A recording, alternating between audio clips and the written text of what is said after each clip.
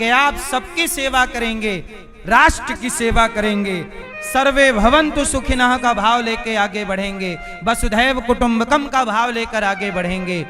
5 लोगों के बारे में, 10 लोगों के बारे में सोचोगे उतना ही मिलेगा, पर सबके बारे में सोचोगे तो पात्रता आपकी बढ़ेगी, ईश्वर ज्यादा देंगे। फिर करो। ये दास अनिरुद्ध आपकी तरह छोटा नहीं सोचता कि 2 लोग 5 लोग, हम तो 316 वृद्ध माओं के लिए और सैकड़ों यहाँ विद्यार्थी पढ़ते हैं, हजारों भक्त भोजन करते हैं, हजारों गायों के लिए हम तैयारी कर रहे हैं। हम तो सोचते बड़ा है, ज्यादा सोचते हैं। समाज के लिए, अपने लिए क्या सोचें? अपने लिए तो कुत्ता बिल्ली भी सोच ही लेते हैं। इसलिए आपको भगवान देना बहुत कुछ चाहते हैं, पर आप लेने के पात्र कहां हैं? अच्छा ये बताओ, रावण को भगवान ने सोने की लंका दी, बोलो हाँ, बोलो हाँ, जोर से बोलो हाँ। अच्छा, सोने की लंका भी दी और पावर भी दिया, बोलो हाँ। लेकिन रावण ने पावर का मिसयूज किया, पावर से किसी की स्त्री को चुरा के ले आता, तो राम जी ने क्या किया? रावण को हटाया और लंका का राजा विभीषण को बना दिया। जब आप अपने पद का, प्रतिष्ठा का, शक्ति का दुरुपयोग करते हैं तो परमात्मा आपको हटाकर वहां किसी और को बिठा देता है जो पात्र होता है। किसे बिठाते हैं? जो, हाँ, आप पात्र तो बनिए। क्या बनिए? आप पात्र नहीं है। आपके पास पैसा आता है, दारू पी जाते हो, पैसा आता है, बकरा काट लेते हो, पैसा आता है, मुर्गा खा जाते हो, पैसा आता है, दूसरे को सताने लग जाते हो। पैसा आए, तुम दूसरों की रोटी तो दूसरों को खिलाओ तो सही, तुम दूसरों के बारे में अपना चूल्हा तो जलाओ, तुम दूसरों के बारे में सोचो, फिर ना आए तो कहना।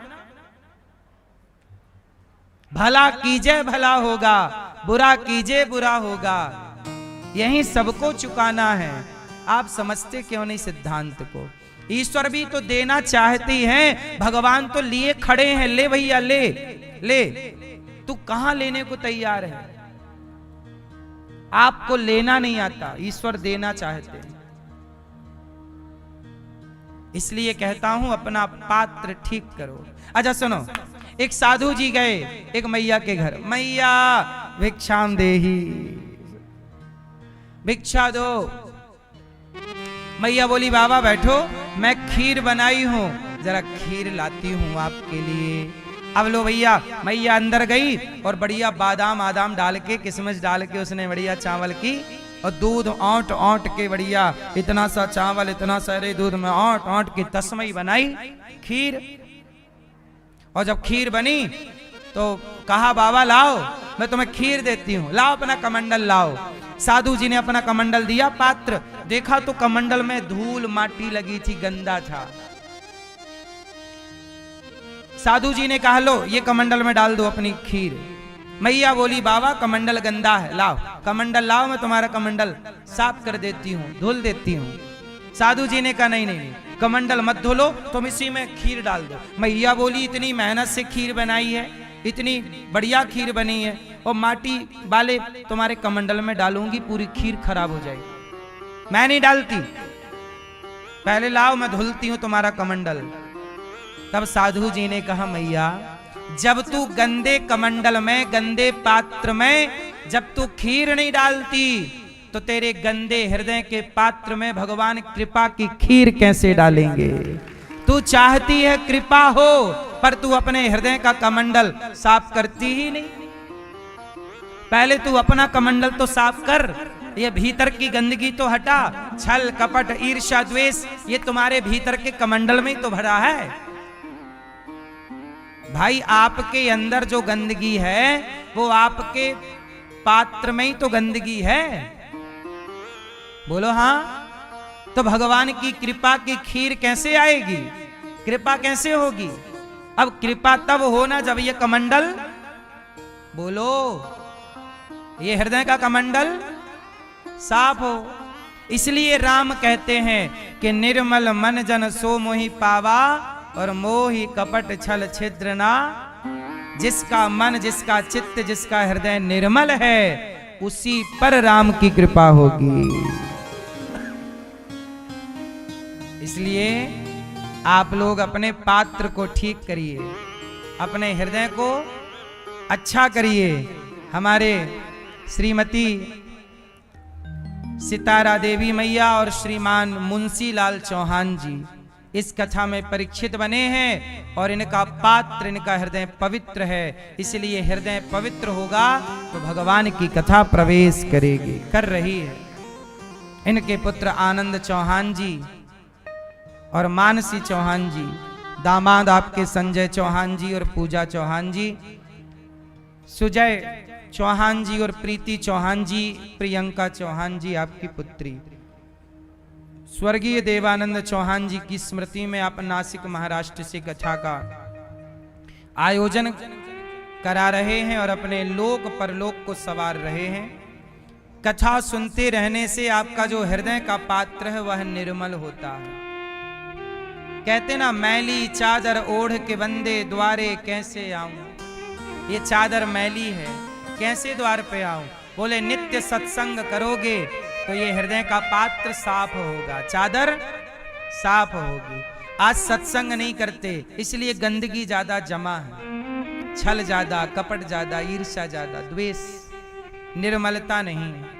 हमारे श्रीमान धर्म कुमार चौबे जी और श्रीमती नीता चौबे जी, आप भी परीक्षित बनकर कथा का रसपान करते हुए अपना लोक परलोक संवार रहे हैं और अपने चित्त में भगवान को स्थापित कर रहे हैं। मंदिर बनाना है तो हृदय को मंदिर बनाइए, भगवान को बिठाना है तो हृदय में भगवान को बिठाइए। प्रतिष्ठा करनी है तो हृदय में प्रतिष्ठा कीजिए। आपके पुत्र धैर्य चौबे जी, शिवांगी चौबे जी और बेटा अपूर्व चौबे जी, गरिमा चौबे जी, भव्य अक्षत अद्वैत चौबे जी और समस्त चौबे परिवार कवर्धा कबीर नगर छत्तीसगढ़ से हैं। आपका खूब खूब सबका स्वागत। आप सभी को जय श्रीमन्नारायण, जय श्री कृष्णा, जय गौरी गोपाल। कैसे हैं आप लोग? कल आपने कथा सुनी कि परीक्षित जी ने एक संत जी का अपमान कर दिया, समीक जी के गले में मरा हुआ सांप डाल दिया। कोशिश करिएगा कि आप किसी के अपमान से बचें। किससे बचेंगे? सम्मान करो सबका, अपमान ना करो किसी का। अपमान गलत है। परीक्षित जी ने अपमान कर दिया संत का। अच्छा ये बताओ, अपमान करने से उम्र बढ़ती है कि घटती है? परीक्षित जी ने अपमान किया, परीक्षित जी की उम्र घटकर 7 दिन की रह गई। अपमान से आयु घटती है और सम्मान से आयु। मैया सुन रही हो ना मेरी मां? अपमान ना करें कोई किसी का। राजा परीक्षित जी एक संत के गले में मरा हुआ सांप डाल दिए तो उनके पुत्र ने शाप दे दिया। अच्छा, राजा परीक्षित ने ये गलती क्यों की? अपमान क्यों किया? क्योंकि राजा परीक्षित जी ने कलयुग को 4 कमरे बनवा दिए। 4 जगह रहो। कलयुग कहां रहता है? द्यूतम पानम स्त्रियः सूना यत्रा धर्मश्चतुर्विधा। कलयुग कहां है? 4 जगह कलयुग की मुख्य है। जुआ, जहां जुआ होगा कलयुग होगा, इसलिए जुआ ना खेलना। आप खेलते हैं जुआ?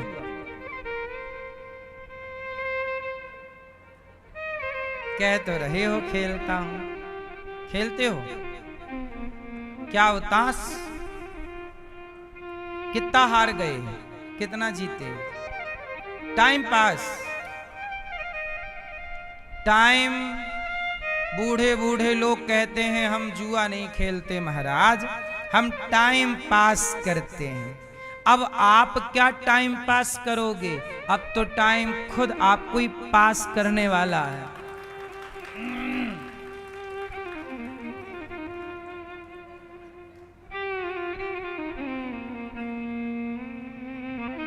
टाइम पास ना करो। ये उम्र टाइम पास करने की नहीं, टाइम को सार्थक करने की उम्र है। टाइम को क्या करने की आयु है? सार्थक करो, चिंतन भगवान का करो, टाइम सही खर्च, सही जगह पे खर्च करो।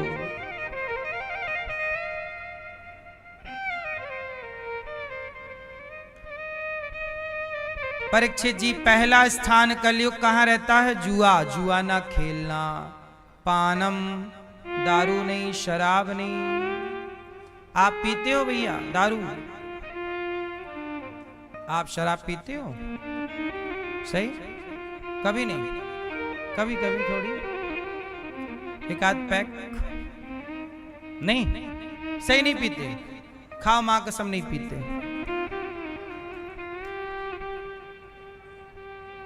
पीते तो हो, बताओ भले ना। आप पीते हो भैया? शराब पीते हो? नहीं, नहीं, कभी नहीं पिए। आप पीते हो दारू? हैं? पीते हो शराब?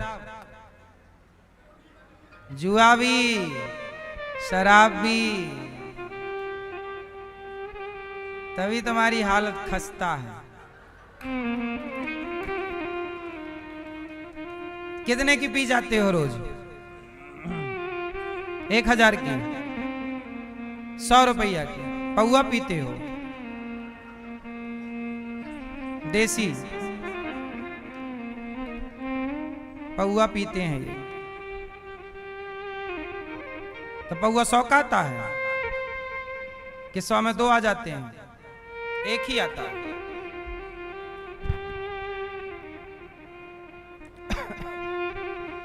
चलो बधाई हो आपको, शराब पीने की लख लख बधाई।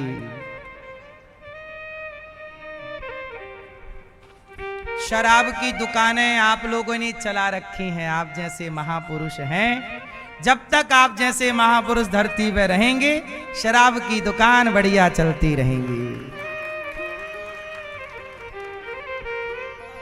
शराब की दुकानों की बल्ले बल्ले रहेगी और तुम्हारे छल्ले पे छल्ले पड़ते रहेंगे। डॉक्टर बोलेगा एक छल्ला और डालो, ये और ब्लॉक है और डालो। वहां दुकानों की बल्ले बल्ले और तुम्हारे छल्ले छल्ले। क्यों? सही है? दारू पीने वालों को नहीं छल्ले वाले डलने लग जाते हैं, सब ब्लॉक होने लग जाता है। हाँ या ना? तो आपके डले छल्ले नहीं? अभी जवानी है थोड़ा। शराब रोज पीते हो हैं? अब नहीं पीना रोज, कभी कभी पियोगे, मतलब पियोगे। कलयुग का वास है शराब में। शराब पियोगे खल्लास। समय के पहले शराबी आदमी नहीं, कहीं एक्सीडेंट कर लेता है, कहीं नाले पे पड़ा है, कहीं कुछ कहीं कुछ। भरोसा नहीं है जिंदगी का। जुआ, शराब, द्यूतम पानम स्त्रिया, पराई स्त्री से बच के रहना। पर नारी पैनी छुरी, 3 तरफ से खाए। धन हरे यौवन हरे, और घोर नरक ले जाए। पराई स्त्री के चक्कर में तो नहीं हो? शादी हो गई? हो गई। पराई स्त्री के चक्कर में रावण की लंका जल गई। सही है? यहां भी कलयुग है। द्यूतम पानम स्त्रिया। अच्छा मैया, आप लोग अपने अपने पति को दशहरा दिखाने जरूर ले जाया करो। आपके पति को कुछ दिखाओ ना दिखाओ, दशहरा जरूर दिखाना। और जलता हुआ रावण दिखा के कहना, देखो ये रावण इसलिए जल रहा है क्योंकि इसने पराई स्त्री पे हाथ रखा, पराई स्त्री का स्पर्श करना चाहा। पराई स्त्री को गलत नजर से देखा, आज तक जल रहा है और तुम भी देख रहे हो तो तेरा क्या हाल होगा रे कालिया। यदि तुम देखोगे सर्वनाश होगा।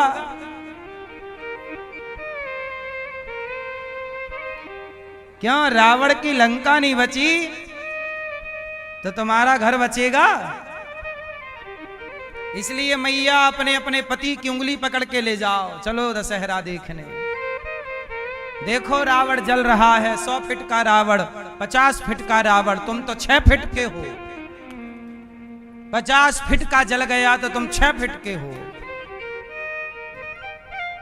बोलो हाँ।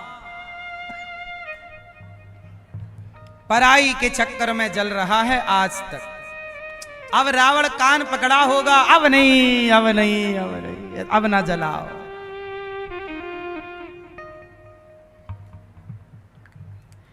कलयुग द्यूतम पानम स्त्रियः, पराई स्त्री में कलयुग का वास है। जिसकी नियत बिगड़ी कलयुग खोपड़ी पर चढ़ा।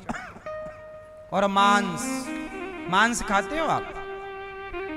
मछली, अंडा, मुर्गी, बकरा, बकरी सारे गुण संपन्न हैं, सर्व गुण संपन्न है भाई। आज मिले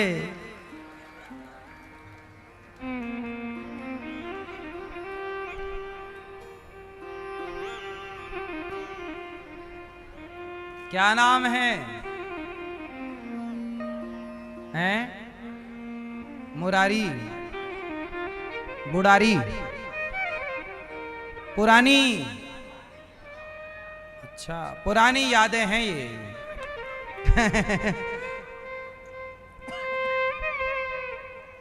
तो भैया हर गलत रास्ता छोड़ देना चाहिए, सही है ना? कोई भी गलत काम किसी को नहीं करना चाहिए, कोई भी नहीं। ये बातें सबके लिए हैं, किसी एक के लिए कोई बात नहीं है, सबके लिए है। और स्त्रियों के लिए भी, जैसे पुरुष पराई स्त्री को ना देखे, ऐसे आप भी पराये पुरुष को ना देखें। सही है? पराये पुरुष को ना देखिएगा। सूप न खाने देखा था तो उसकी नाक वाक का बैंड बज गया।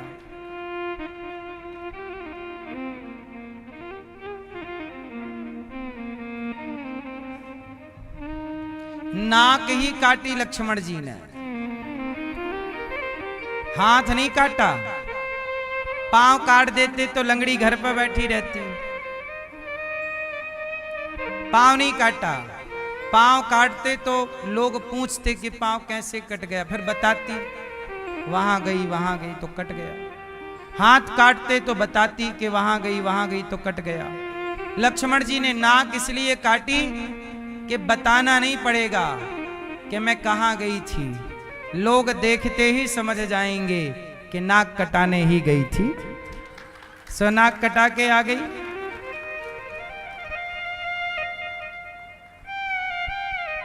सही? तो आप भी पराये पुरुष के चक्कर में अपनी नाक ना कटवा लीजिएगा। सही है कि नहीं? अभी अब कितनी घटनाएं तो घटती हैं रोज, क्या क्या आपको सुनाएं। तो भगवान परीक्षित जी से सुखदेव भगवान कहते हैं, राजन, अब राजा परीक्षित को कलयुग सिर पे चढ़ा, बेईमानी से कमाए हुए धन में भी कलयुग होता है। राजा परीक्षित जी के सिर पर मुकुट थी, वो जरासंध की जी, कलयुग सिर पे आके बैठा। कलयुग ने राजा परीक्षित जी से संत का तिरस्कार कराया और 7 दिन में मरने का शाप लग गया। अब परीक्षित जी सुखदेव जी से कहते हैं कि मैं 7 दिन में मरने वाला हूं, बताइए मैं क्या करूं? मेरी आयु बहुत कम है, मैं क्या करूं? जिसकी आयु कम है, उम्र कम है, अब वो क्या करे? तब परीक्षित जी को सुखदेव जी ने कहा, आप भागवत सुनो। भागवत सुनेंगे तो 7 दिन में ही आप मोक्ष के अधिकारी बन जाएंगे। इसलिए जिसके पास समय कम है, कल्याण चाहता है, वो भागवत सुने। अभी 11 अप्रैल से यहाँ भागवत जी के पोथी पाठ बैठेंगे। आप भी अपनी माता को, पिता को, अपने पूर्वजों की सदगति को इस वैशाख के माह में आप भागवत जी का अनुष्ठान करा सकते हैं। जीवन में एक बार भागवत जरूर सुन लेनी चाहिए। इसी बहाने आपके बच्चे कथा सुनने यहाँ ले आया करो। बच्चे कथा सुन लेंगे, कुछ सीख लेंगे। कितनों के जीवन में परिवर्तन हुआ कथा से, कितनों के जीवन में। आप कितने लोग ऐसे हैं जिन्होंने भागवत कराई, सुना, उनके जीवन में भागवत जी के पोथी पाठ से। एक मैया ने बताया कि हमारा वर्षों से काम रुका हुआ था, भागवत सुनी, पोथी पाठ कराई तो कृपा हुई और हमारा काम बन गया। जिसे जो चाहिए भागवत जी वो देती है। पितृ दोष किसी को है, पितरों की सदगति नहीं हुई, तो भागवत जी से अच्छा उपाय कुछ नहीं हो सकता पितरों की सदगति का। तो 11 अप्रैल से आप भी भागवत जी के पोथी पाठ करा सकते हैं, अपने पितरों के लिए नाम लिखा सकते हैं। सुखदेव जी ने कहा, परीक्षित जी, जितासनो जित श्वासो जित संगो जितेंद्रियः। और जितासनो आसन जीतो, जितासनो श्वास प्राणायाम जीतो, जित संगो संग जीतो, और धीरे धीरे चित्त को, मन को केंद्रित करो भगवान के चरणों में। अच्छा एक बात बताओ, सुई हिलती रहेगी तो क्या धागा जाएगा? धागा जाने के लिए सुई का कैसा होना जरूरी है? स्थिर। जब तक सुई स्थिर नहीं होगी धागा नहीं जाएगा। ऐसे जब तक मन स्थिर नहीं होगा तब तक परमात्मा उस मन मंदिर में प्रवेश नहीं करेंगे। भगवान तब ही प्रवेश करेंगे जब मन की स्थिरता हो। इसलिए संत जन कहते हैं, सत्संग के द्वारा, जप के द्वारा, सेवा के द्वारा अपने चंचल मन को स्थिर करो, शांत करो। और हाय हाय ना चीराणि किम पथि न संति दिशंति भिक्षाम। अच्छा ये बताओ, आपकी जरूरतें ज्यादा हैं या कम हैं? आपकी जरूरत ज्यादा है भैया या कम? ज्यादा। तो ज्यादा जरूरत वाला व्यक्ति अच्छा होता है कि कम जरूरत वाला है? सुखी कौन है? जिसकी जरूरतें ज्यादा हैं वो सुखी है या जिसकी जरूरतें कम हैं वो सुखी है? बोलो। सुखी रहना है तो अपनी जरूरतों को कम कर लो। जैसे आप लोग व्यर्थ का खर्चा करते हैं। आप चाय पीते हैं? पीते हैं? कितनी बार पीते हो? 2 बार पीते हो? 1 बार पीते हो? कितनी बार खाते हो? 2 बार खाते हो? और भी कुछ खर्चे हैं, गुटखा, तंबाकू, सिगरेट, बीड़ी? नहीं।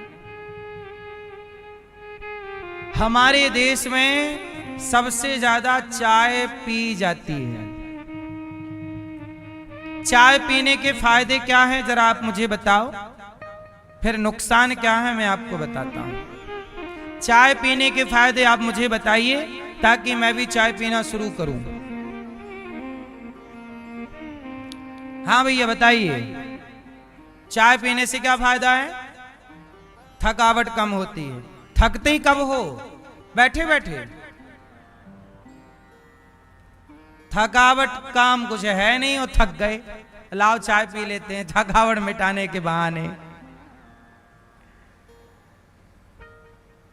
कैसी गलत फहमियां आप लोगों ने पाल ली।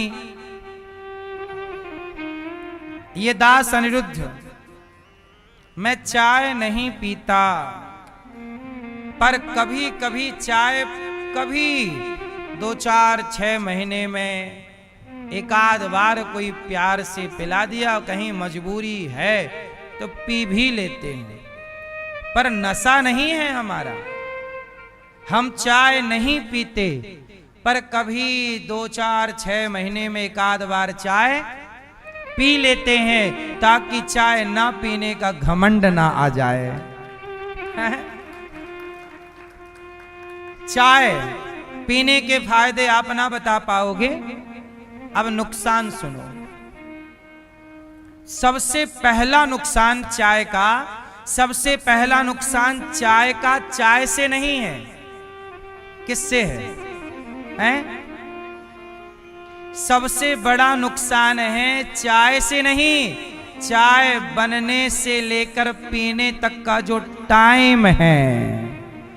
चाय पीने के नाम पर आधा घंटा बर्बाद होता है। आप किसी के घर जाइए, कहिए भाई साहब अरे आइए चाय पी लीजिए, चाय पी लीजिए से लेकर के टाइम गिनना आधा घंटा हो जाएगा। 20 मिनट तो कहीं नहीं गए। बोलो हाँ। अब बताओ चाय कितने की है? 10 रुपए की। और 20 मिनट कितने के हैं?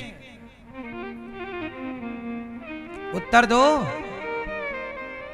टाइम कीमती है कि चाय कीमती है? टाइम 20 मिनट यदि लगा तो 20 मिनट कितने के हैं? आप काश समय की वैल्यू करते, काश आप समय को समझते। जो व्यक्ति समय की इज्जत करेगा वो चाय के लफड़े में नहीं पड़ेगा, क्योंकि चाय हमेशा लेट कराती है। ये बात सही है कि गलत है? चाय से दिक्कत नहीं है, चाय से दिक्कत नहीं है। कई बार आप चाय के चक्कर में आधा घंटा लेट ऑफिस पहुंचते हैं, चाय के चक्कर में आप लेट हो जाते हैं। 10 रुपए के लिए आप 20 मिनट की कोई वैल्यू नहीं, आधे घंटे की।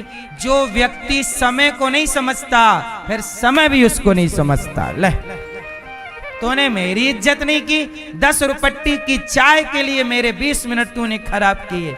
समय बोलेगा तुझे मेरी कदर नहीं है, अब मैं भी तेरी कदर। सफल व्यक्ति चाय पिए तो समझ में भी आता है कि वो तो सफल है। अब तो वो चाय पिए, जूस पिए, सफल है, उसके पास सब कुछ है।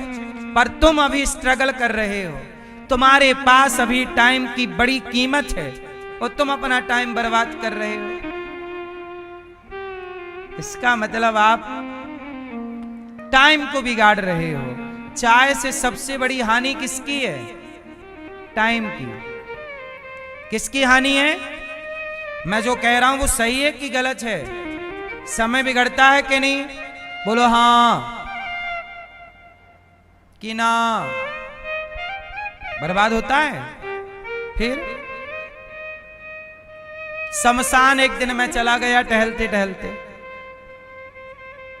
आप लोग नहीं जाते ना टहलते हुए शमशान? हम जाते हैं, हम शमशान भी जाया करते हैं घूमते फिर। चलो आज टहलने चले शमशान, क्योंकि आप कहीं भी टहल लो आखिरी में पहुंचना वहीं है। तो जब आखिरी में पहुंचना तो पहले ही चल के देख लो क्या व्यवस्थाएं हैं। शमशान एक दिन मैं गया तो वहां लिखा था, क्या लिखा था जरा सुनिएगा।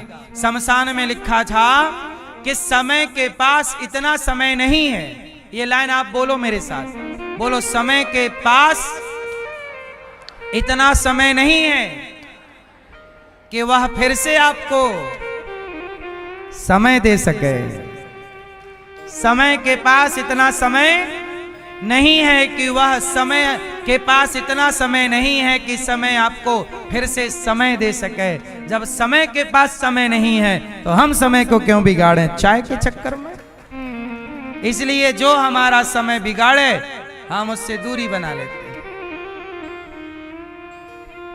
इसलिए आपने देखा होगा कथा 3 बजे से स्टार्ट होती है, तो ये दास अनिरुद्ध 3 बजने में 2 मिनट 4 मिनट पहले ही आकर बैठ जाता है। ऐसा नहीं होता कि 3 बजे से कथा और मैं 3:01 पे आऊं। 1 मिनट भी मैं लेट नहीं होता। आप साक्षी हैं इस बात के कि नहीं? ये बात मैं इसलिए बताता रहता हूं ताकि आप लोग भी समय की इज्जत करना सीखें। मैं 1 मिनट भी लेट नहीं होता। कभी लेट होऊंगा तो बहुत बड़े कारण के कारण लेट होऊंगा। कोई बहुत बड़ी बात होगी, कारण में कहीं विशेष काम से गया होऊंगा, आते समय कोई ट्रैफिक में फंस गया, वो अलग विषय है। पर 365 दिनों में 364 दिन में लेट नहीं होता।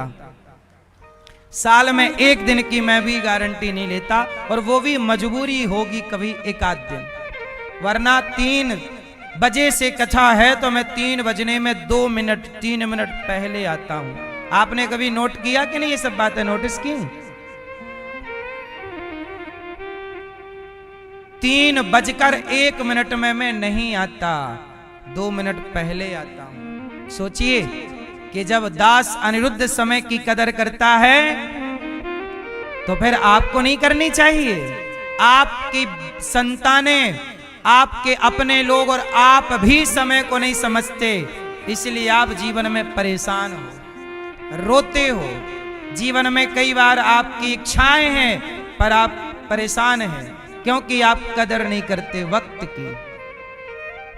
सफल व्यक्ति समय को समझता है और असफल व्यक्ति समय की कीमत नहीं करता। तो आज से आप में से कितने लोग समय की कीमत समझेंगे और अपने बच्चों को समय की वैल्यू समझाएंगे? समय समय समय पर होता है, समय समय की बात। राम जन्म का दिन बड़ा, कृष्ण जन्म की रात। हम हमेशा समय पर मिलना जुलना, आना जाना, खाना पीना समय पर ही करना ठीक समझते हैं। समय की कीमत बड़ी है साहब। पुरुष बली नहीं होता है, समय होत बलवान। भीलन गोपी लूट लई, वही अर्जुन वही बाण। अर्जुन जीत गए महाभारत, पर जीतने वाले अर्जुन, महाभारत को जीतने वाले अर्जुन जंगल के भीलों से हार गए। जंगल के आखिरी में जंगल के भीलों से हार गए। क्यों? क्योंकि वो समय जिताने वाला था, वो कृष्ण साथ में थे। आज प्रभु साथ नहीं है तो समय हरा रहा है। कभी समय जिताता है तो कभी समय किसी के बाप की बफौती नहीं है। समय अपने आप में राजा है। समय आपका गुलाम नहीं है, आप समय के गुलाम हैं। इसलिए समय की इज्जत करो, वक्त की इज्जत करो। 1 मिनट में 60 सेकंड होते हैं, हर सेकंड की इज्जत करना सीखिए। अपने समय का पढ़िए, पढ़ने पे समय लगाइए, कुछ सफल होने में समय लगाइए। आप लोग निंदा चुगली करने में समय लगाते हैं, दिन भर मोबाइल देखने में समय लगाते हैं। आप अपने पैर पे कुल्हाड़ी मार रहे हैं। आप अपने ही सबसे बड़े दुश्मन हैं। बेवजह बर्बाद कर रहे हैं। पैसा बर्बाद हो रहा है, कोई बात नहीं, पैसा बर्बाद होगा तो पैसा फिर आ जाएगा, पर समय बर्बाद होगा तो समय कभी नहीं आएगा। क्यों? पैसा आ सकता है, समय आएगा। इसलिए बताओ, पैसा महंगा है कि समय? तो आप कोई तो ये बात समझनी है, हम तो समझे। कहो, चाय के बिना हमारा कोई काम थोड़ी रुक रहा है। चाय पीजिए, कहीं मिल जाए, कभी भाईचारे में कोई रिश्तेदारी प्यार मोहब्बत में पिलाए, बात सही है। पर जीवन में मेरा मानना है किसी चीज का नशा नहीं पालना चाहिए। आदी नहीं होना चाहिए। कई बार आप लोग आदी हो जाते हैं, बीड़ी के आदी हो गए, सिगरेट के आदी हो गए, गुटखे के आदी हो गए, चाय के आदी हो गए। क्या बात है, आदी मत बनो। अपने को किसी से बांध कर मत रखो, अपने को सदा स्वतंत्र रखो। इन नसों से बांध कर अपने आप को, नशे, ये नशा है ना, नशा से बांध करके मत रखो। क्यों भैया, बात सही है। अब आप कहते हो जी शराब के बिना हम रह नहीं सकते। अरे नशा करना है तो जाम पर जाम पीने से क्या फायदा, रात बीती उतर जाएगी। हरि नाम का जाम पी ले बंदे, तेरी जिंदगी सुधर जाएगी। जाम पीना ही है तो भक्ति का जाम पी ले, सेवा का जाम पी ले, सेवा कर ले, अच्छे काम कर ले। नशा करना है तो बुराई, दास अनिरुद्ध भी सेवा का नशा करता है। हमारे को नशा है सेवा का, ये भी तो एक नशा है। हम रोज आपको कथा सुनाते हैं, 12 महीने सुनाते हैं, हमें कथा सुनाने का नशा है, माताओं की सेवा करने का नशा है, गुरुकुल खोलने का नशा है, गायों की सेवा करने का नशा, ये भी तो नशा है। जैसे आप दारू के बिना नहीं रह सकते, ऐसे ये दास सेवा के बिना नहीं रह सकता। ये नशा है तो अच्छे नशा पालो ना, बुरे नशा ही क्यों पालना है। सही है गलत है। भटका हुआ युवा कब आएगा लाइन में राम जाने। सुखदेव जी कहते हैं, तरवाह किम न जीवंती, भस्त्रः किम न स्वसंतुता, न खादंती न मेहंती, किम ग्राम पशवो परे। क्या पेड़ पौधे नहीं जी रहे हैं? अरे जिंदगी सबके पास है, पर हम अपनी जिंदगी विंदास अच्छे काम के लिए जिए। सुखदेव भगवान परीक्षित जी से कहते हैं, परीक्षित भगवान बड़े दयालु हैं। एक बार भगवान दुर्योधन को समझाने गए कि देख मान जा, पांडवों को 5 गांव दे दे। पर दुर्योधन बोला 5 गांव क्या, मैं सुई की नोक बराबर भूमि पांडवों को नहीं दूंगा। जब नहीं दिया तो क्या हुआ, भगवान पांडवों के साथ हैं और महाभारत में नाश हो गया। इसलिए कहता हूं भगवान का स्वभाव कैसा है। दुर्योधन कहता है मेरी मैया ने 56 भोग बनाए हैं, बादाम काजू, बढ़िया काजू की मिठाई है, प्रभु सुंदर सुंदर हलवा है, पकवान, चलो जरा खाओ। भगवान बोले दुर्योधन हम आपके घर खाएंगे नहीं। क्यों नहीं खाओगे? बोले आपके घर नहीं खाएंगे तो कहां खाओगे? बोले विदुर जी के घर खाएंगे। दुर्योधन हंसा, विदुर जी के पास थोड़ी कुछ खिलाने को है, वो तो झोपड़े में रहते हैं, उनके पास थोड़ी कुछ है। मैं 56 भोग सोने की थाल में परोस के खिला रहा हूं। भगवान बोले हम कोई वस्तु के भूखे थोड़ी हैं, तेरी सोने की थाल का हम क्या करेंगे, तेरे पकवानों का हम क्या करेंगे।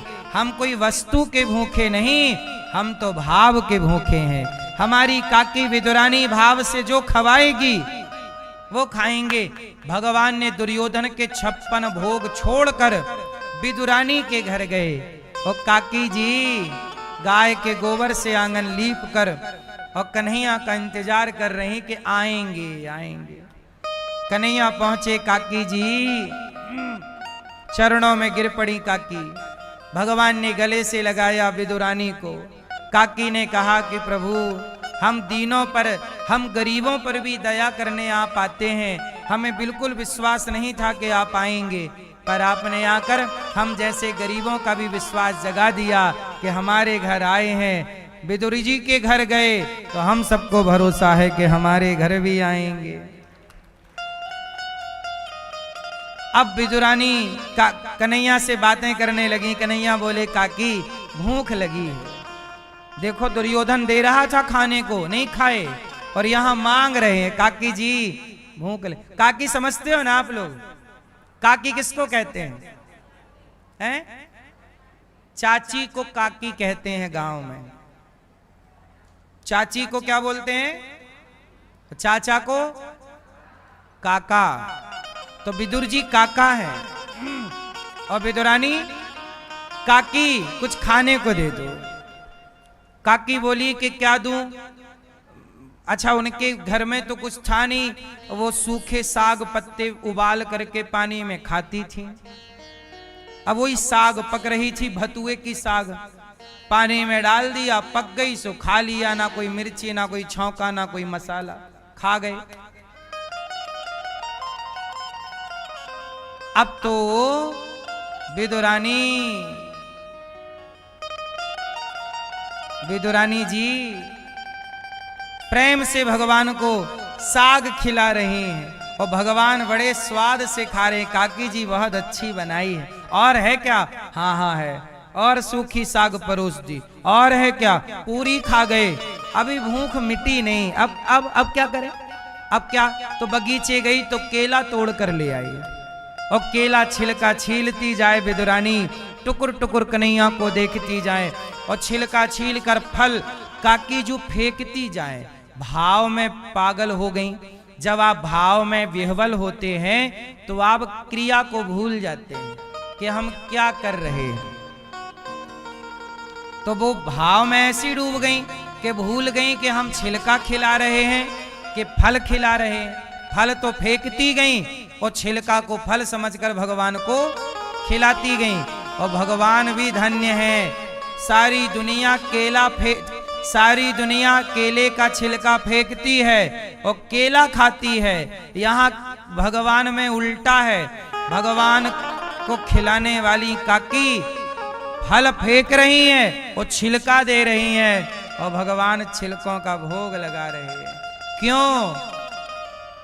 विदुर जी आए बाजार से मेवा मिष्ठान लेकर और देखा तो कन्हैया छिलके खा रहे। अरे विदुर जी दौड़े दौड़े, देवी तुमने क्या किया? छिलके खिला दिए भगवान को। अब तो बाजार से लाए मेवा मिष्ठान परोसा और जब भगवान को परोसा, कहा प्रभु क्षमा करना। विदुरानी बोली प्रभु मैं भूल गई कि आपको क्या खिला रही हूं।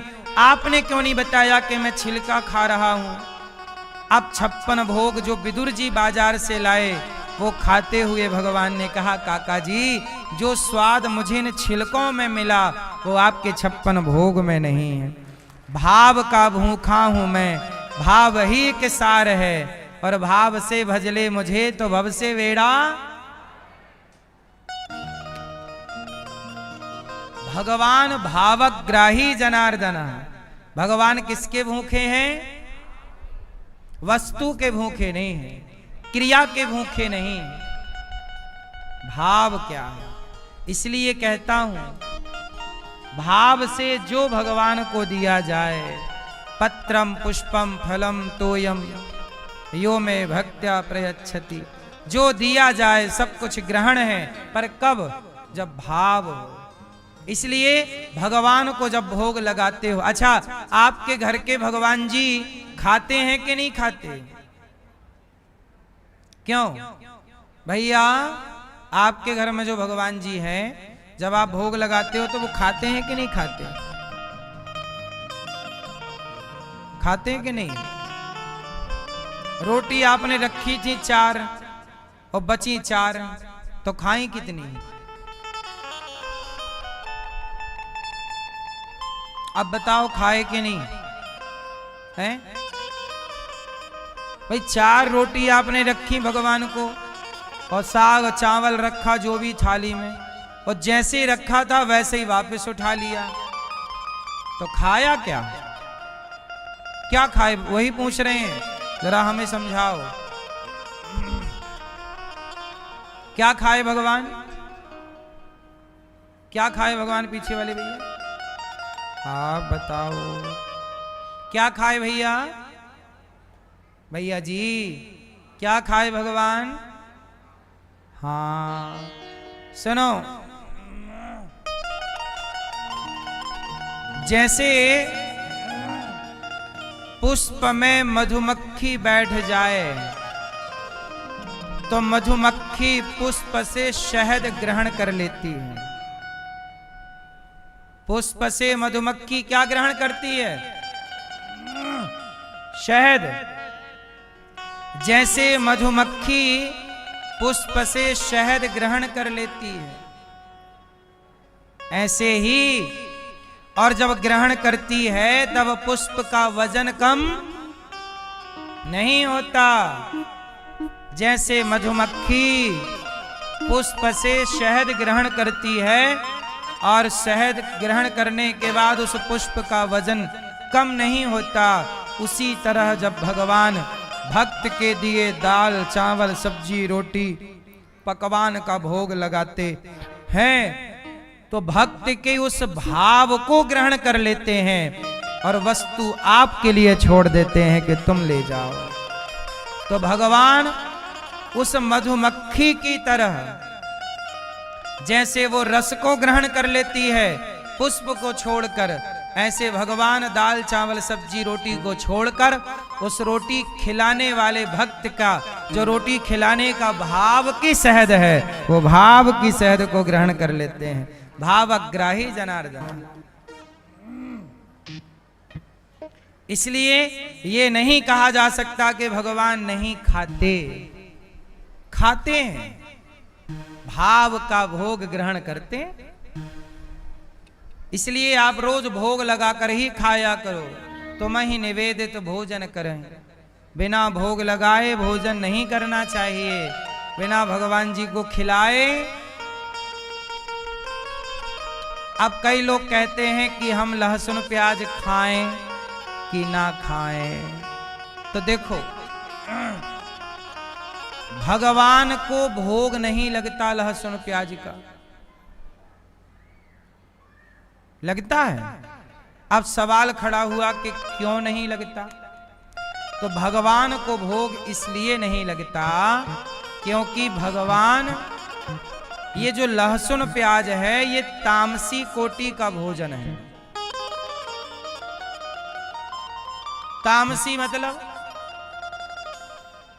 तामसी मतलब है ये कह सकते हैं आप कि आसुरी प्रवृत्ति का भोजन है। ये भोजन तो है, लहसुन प्याज भी एक प्रकार का आहार ही है, पर यह सबके लिए योग्य नहीं। अब जैसे मांस भी है, मांस भी लोग खाते हैं पर अपने लिए योग्य नहीं है, ऐसे ही यह राक्षसी भोजन है लहसुन प्याज, तामसी है। इसलिए ये भगवान को भोग नहीं लगता। जब भगवान को भोग नहीं लगता तो भक्त सोचते हैं कि जब भगवान ही नहीं खाते तो हम तो वही खाते हैं जो भगवान खाते हैं। जो भगवान नहीं खाएं वो हम क्यों खाएं? इसलिए लोग नहीं खाते। यदि आप लोग लहसुन प्याज खाते हैं तो कोई पाप अपराध ऐसा नहीं है कि कोई बहुत बड़ा गुनाह है। भगवान नहीं ग्रहण करते सो नहीं खाते। अब कोई खाए ना खाए मर्जी आपकी, अब वो आपका डिसीजन है, आपको खाना है या नहीं खाना। भगवान का भोग नहीं लगता तो हम लोग सोचते हैं कि अपने लिए फिर अलग से बनाओ, भगवान के लिए बिना लहसुन प्याज का बना दो और फिर अपने लिए लहसुन प्याज का। तो बताओ, फिर तो ये कपट हो गया। भगवान के लिए अलग स्वाद और अपने लिए अलग स्वाद। तो भक्त इस तरह का कपट ना करता हुआ जो भगवान खाएंगे हम वही खाएंगे, यह निश्चय करके वह हर वस्तु त्याग देता है जो ईश्वर ग्रहण नहीं करते। और सबसे बड़ा पाप है असत्य बोलना, छल करना, कपट करना। इन बुराइयों का परित्याग कर देना चाहिए। भगवान विदुरानी के घर गए और भाव से छिलकों का भोग लगाए। इसके बाद भगवान जब अपनी लीला पूरी करके गए। अच्छा, भगवान कृष्ण इस धरती पर कितने वर्ष रहे हैं? कितने वर्ष रहे? भगवान इस धरा पर आज भी हैं, कहीं गए नहीं।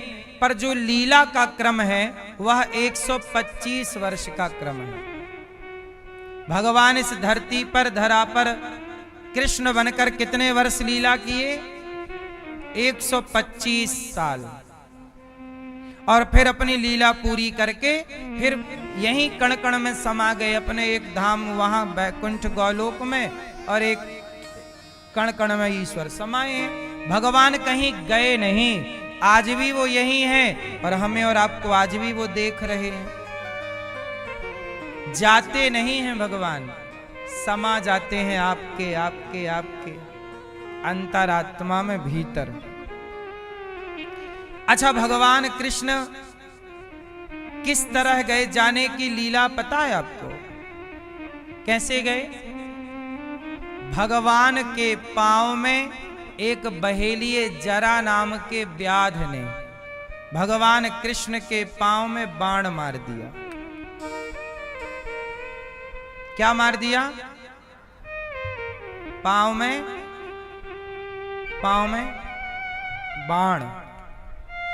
बाण मार दिया।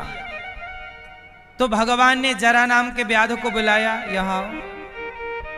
अब व्याध को लगा भगवान के पांव भगवान ना लेटे थे एक बार,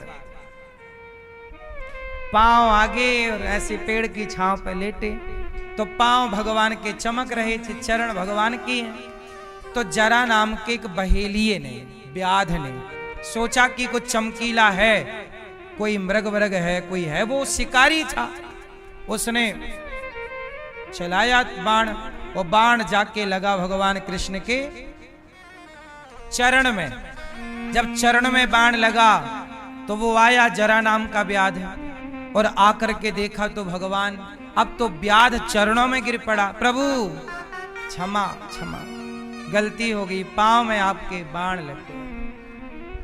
तब भगवान ने कहा, जरा तू परेशान ना हो, मैं तेरी खुशी के लिए मैंने तेरे बाण को ग्रहण किया है। जरा नाम का व्याध बोला, मेरी क्या खुशी? तब भगवान कृष्ण ने जरा नाम के व्याध को बिठाया और कहा कि सुन, तूने मुझे बाण इसलिए मारा है क्योंकि मैंने भी एक बार तुझे बाण मारा था, तो तूने अपना हिसाब पूरा किया है। अब वो उसे तो कुछ याद था नहीं। जरा नाम का व्याध बोला कि मुझे तो कुछ नहीं पता। तब भगवान बोले कि सुन, तू पिछले जन्म में बाली था और मैं राम, मैं कृष्ण पिछले जन्म में, जोर से, मैं राम हूं और तू बाली है। तूने सुग्रीव की पत्नी को अपने घर में पत्नी की तरह रखा। सुग्रीव मेरी शरण में आया, वो तेरा भाई था, रोता हुआ बोला कि मेरे भाई ने मेरी पत्नी का अपहरण कर लिया, मेरी मदद करो। तो मेरे से जो भी मदद की गुहार लगाएगा मैं उसकी सुनता हूं। तो मैंने उसे वचन दिया कि मैं तेरे भाई को एक ही बाण से मारूंगा। सुन सुग्रीव मारी हूं बाल ही एक ही बाण। फिर मैं सोचा कि बाली के सामने अर्थात तेरे सामने मैं खड़ा होता और यदि तू मेरी शरण में आ जाता तो मैं तुझे ना मार पाता, शरण में आए हुए को मैं नहीं मारता, और मैं तुझे नहीं मारता तो सुग्रीव को दिया गया वचन झूठा हो जाता। मैं वचन दे चुका था कि एक बाण से तेरे भाई को मारूंगा, और तू शरण में आ जाता तो कैसे मारता मैं तुझे। तब मैंने तुझे दूर खड़े होकर के, पेड़ की ओट में खड़े होकर के मैंने तेरे को बाण मारा, तेरी छाती पे बाण लगा, और तू बार बार बोला कि राम आपने बाण क्यों मारा, मैं बैरी सुग्रीव प्यारा, कारण कवन नाच मोहि मारा। क्यों मारा? तब मैंने कहा कि तूने भाई की पत्नी का अपहरण कर लिया, इसलिए मारना पड़ा। जो अपने भाई की पत्नी के साथ दुराचार करे, ताही बधे कछु पाप न होई, अनुज बधू भगनी सुत नारी, सुन सठ कन्या सम ऐचारी, इन्हीं को दृष्टि बिलोके जोई, ताही बधे कछु पाप न होई। मैंने तुझे मार दिया, पर तू बार बार कहता गया क्यों मारा। तो मैंने तुझे बोल दिया था चल ठीक है, मैंने तुझे मारा है तो अगले जन्म में तू भी मुझे मार लेना भैया, हिसाब किताब हो जाएगा बराबर।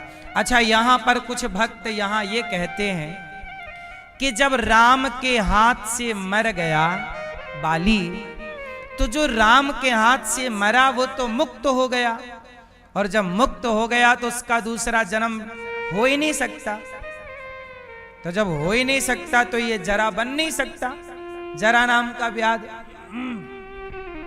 तो इसकी एक बात ध्यान से आप समझ लो, मुक्ति होने के बाद जन्म नहीं होता, आप लोग ऐसा मानते हैं? नहीं, आप लोग कहते मुक्ति मिल गई, मोक्ष मिल गया। अरे भैया, जिनका मोक्ष हो गया है, भगवान उन मोक्ष वाले भक्तों को भी चाहें तो धरती पे अपनी भक्ति का प्रचार प्रसार करने के लिए, अब जैसे मीरा जी आई, सूरदास जी आए, कबीरदास जी आए, तो ये सब मोक्ष वाले लोग ही तो हैं। मोक्ष था, इनको फिर भेजा के जाओ धरती पे थोड़ा पुनः भक्ति का प्रचार करो और फिर इनका मोक्ष हो जाएगा। तो भगवान जिनका मोक्ष हो गया है, मतलब वो भगवान के आदेश का पालन करने लगे। भगवान की जैसे जिसे विदेश मंत्री बना दिया गया, अब वो विदेश जाएगा और भारत की बात करेगा, बोलो हाँ। तो विदेश मंत्री जा रहे हैं, जिस विमान से उनका पूरा खर्चा सरकार उठाएगी, आने जाने खाने पीने का पूरी सुविधाएं देगी। ऐसे ही जिनका मोक्ष हो गया है, वो भगवान के ऑर्डर पर जिस लोक में भगवान चाहें भक्ति के प्रचार के लिए भेज सकते हैं। अब उदाहरण दूसरा सुनो, बताओ रावण पिछले जन्म में कौन था? उत्तर दो, जय और जोर से, जय और अच्छा बताओ, जय विजय कहां रहते थे? बैकुंठ में। तो बैकुंठ से ही इन लोगों का पतन हुआ कि नहीं? और 3 जन्मों के लिए राक्षस बने कि नहीं? बोलो हाँ। तो बैकुंठ में रहने वाले जय और विजय को भी धरती पे आकर जन्म लेना पड़ा कि नहीं? बोलो हाँ। तो बैकुंठ वाला व्यक्ति भी वापस आ सकता है भगवत मर्जी से, भगवत कृपा से आएगा। जो आदेश उसे मिलेगा वो काम पूरा करेगा। इसलिए ये सारी बातें अज्ञानवश उठ जाती हैं, लोग समझते नहीं है पूरा विषय। बैकुंठ में रहने वाले को भी धरती पे आना पड़ता है, ये कोई, लेकिन वो ऑलरेडी आया हुआ भी मुक्त है, ये बात समझनी चाहिए। उसे फिर और किसी मुक्ति की जरूरत नहीं पड़ती। एक बार मुक्ति हो जाए, बोलो हाँ, एक बार आप विधायक सांसद बन जाओ, सारी जिंदगी तनख्वाह आती रहेगी, फिर चाहे सांसद रहो ना रहो। विधायक नेता लोगों ने गजब व्यवस्था बनाई है खुद के लिए, पब्लिक के लिए नहीं है कुछ। एक बार भले वो 4 महीने के लिए बने, पर वो 50 साल जिएगा तो 50 साल मजे आनंद से करेगा। बोलो हाँ। ऐसे ही है, एक बार मोक्ष हो गया तो फिर उसे दोबारा मोक्ष की जरूरत। इसलिए मीरा को मोक्ष की जरूरत नहीं थी। तुलसीदास जी, सूरदास जी को मोक्ष की जरूरत इन्होंने मांगा भी नहीं, क्योंकि ये ऑलरेडी मोक्ष वाले हैं। एक बार मुक्ति हो गई वह सदा, फिर आओ जाओ, फिर बंधन नहीं है। जैसे जेल में 2 लोग रहते हैं। क्यों भैया? मैया, ओ लाल मैया, हरी मैया, जा रही हो? हैं? मैया हाँ कर या ना कर, या बैठ जाओ या चली जाओ। इतना मैं सोच ली हूं महाराज, सोच विचार के अच्छा मैं बैठ ही जाती हूं। खड़ी हुई तो थी जाने के लिए, फिर लगा नहीं, अब सुन लो।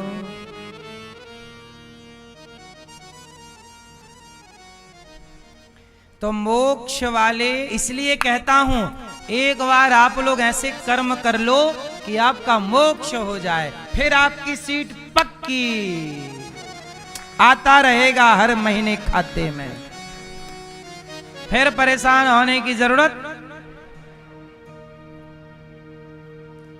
बोलो हाँ। तो आप लोग एक बार मोक्ष के को पालो, फिर आप आजाद हो, फिर आप भटकोगे। अब जैसे सुनो, रावण मोक्ष वाला व्यक्ति था।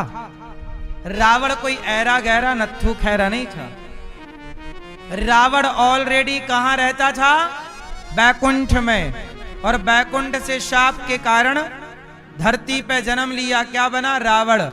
और जब बैकुंठ से रावण आया और रावण रास्ता भटक गया, अपनी सेठानी को चुरा के ले आया। भाई बैकुंठ में ये भगवान श्रीमन नारायण का ही तो नौकर था। नारायण हो गए मालिक, सेठ, और लक्ष्मी जी कौन हो गई? सेठानी। और रावण हो गया नौकर, क्योंकि ये जय विजय द्वारपाल कौन होता है? नौकर होता है। ये रावण तो भगवान के घर का नौकर था, लेकिन नौकर की बुद्धि बैकुंठ में रहने के बाद भी नीचे आकर के रावण की बुद्धि सेठानी को ही चुरा के ले आया। अर्थात सीता मैया वो लाया। और जब भगवान ने देखा कि ये तो बैकुंठ में मेरा द्वारपाल है, जब इसकी बुद्धि बैकुंठ वाला यदि भटक भी जाए तो उसको सही रास्ते पर लाने के लिए स्वयं भगवान आ जाते हैं। राम आ गए, रावण को सही जगह भेज जा। राम ने रावण को मारा, ये सब बातें हैं। राम जी तो रावण को मुक्त करने आए, भटक गया ना ये। इसे करनी थी भक्ति, करना था प्रेम, पर चलो वो रावण भी अपनी जगह सही है। क्या सही है? रावण राम से कहता, राम जी जरा लंका में आओ, आपका स्वागत वंदन करें। राम जी सीधे आते ना? सच बताओ, यदि रावण राम जी को निमंत्रण भिजवाता कि जरा आइए लंका में और हमें जरा सत्संग कराइए, हमारे बच्चे बहुत बिगड़ रहे हैं, जरा इनका मार्ग दिखाइए, तो राम जी आते प्रवचन देने? तो सीधी उंगली से घी नहीं निकला। तो रावण बोला कहां से, तो आओगे नहीं, तो आपकी पत्नी को उठा लेता हूं। उठा ले आया मैया को। और रावण हमारे गुरुजी कहते थे कि रावण रोज अशोक वाटिका जाता और दूर से सीता मैया को प्रणाम करता। रावण जानता था कि ये जगत जननी है। रोज प्रणाम करता, एक भी दिन नागा नहीं हुआ उसका, रोज दूर से प्रणाम करता, मां की जय हो। रावण ने कोई सीता मैया पर थोड़ी कोई जोर जबरदस्ती की है, वो तो सुविधा से लाके रख दिया अपने अशोक वाटिका में, और रही आई।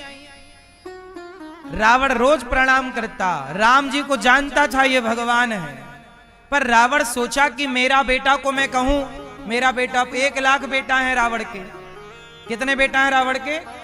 और 1.25 लाख नाती है। अब रावण सबको समझा, चलो रे माला जपो, चलो सब लोग माला जपो, बेटा पोता सब श्रीमन नारायण श्रीमन सीताराम सीता। अब कोई ना जपे, वो राक्षस लोग बुद्धि भ्रष्ट हो गई, लंका में रह रहे के बड़े बाप की औलाद, रावण बोला तो सब बिगड़ गए, और इन बच्चों का कल्याण कैसे, ये तो नरक जाएंगे, कर्म इनके बिगड़ जाएंगे, तो बिगड़ ही गए। तब रावण ने सोचा कैसा करूं, राम से दुश्मनी कर लूं और राम के हाथों इन सबको निपटवा दूं। तो राम से कर ली शत्रुता और अपने बेटों को भेजता जाता, हाँ मेघनाथ जा, हाँ तू जा। जब सारे फिनिश हो गए तब आखिरी में खुद चला। क्यों ये बात सही है? रावण पहले नहीं गया, पहले गया एक बार तो हल्का फुल्का युद्ध करके लौट आया, और आखिर बाद में फिर अपने इस बेटे को जिसको मुक्ति दिलाना चाहे, तू जा तू जा, पोता बेटा सब भेज दी, जा जा जा। जब देखा कि सब निपट गए, सब मोक्ष पा गए, राम के हाथों मरे हैं, लक्ष्मण जी के हाथों मरे हैं, सबका कल्याण, अब रावण अपन चला। चलो अब चला रावण, और रावण चला और राम जी से युद्ध किया और राम जी से मारा गया। तो मारा क्या गया, हम जैसे पापी तो राम का एक दर्शन करने को तरस रहे हैं। रावण कितना पुण्यात्मा था कि राम सामने खड़े हैं प्रत्यक्ष। सोचिए जरा,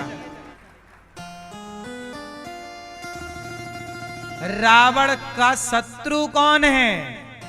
जरा सोचिए, रावण के शत्रु भगवान है। सोचिए कितना बड़ा वो रावण है।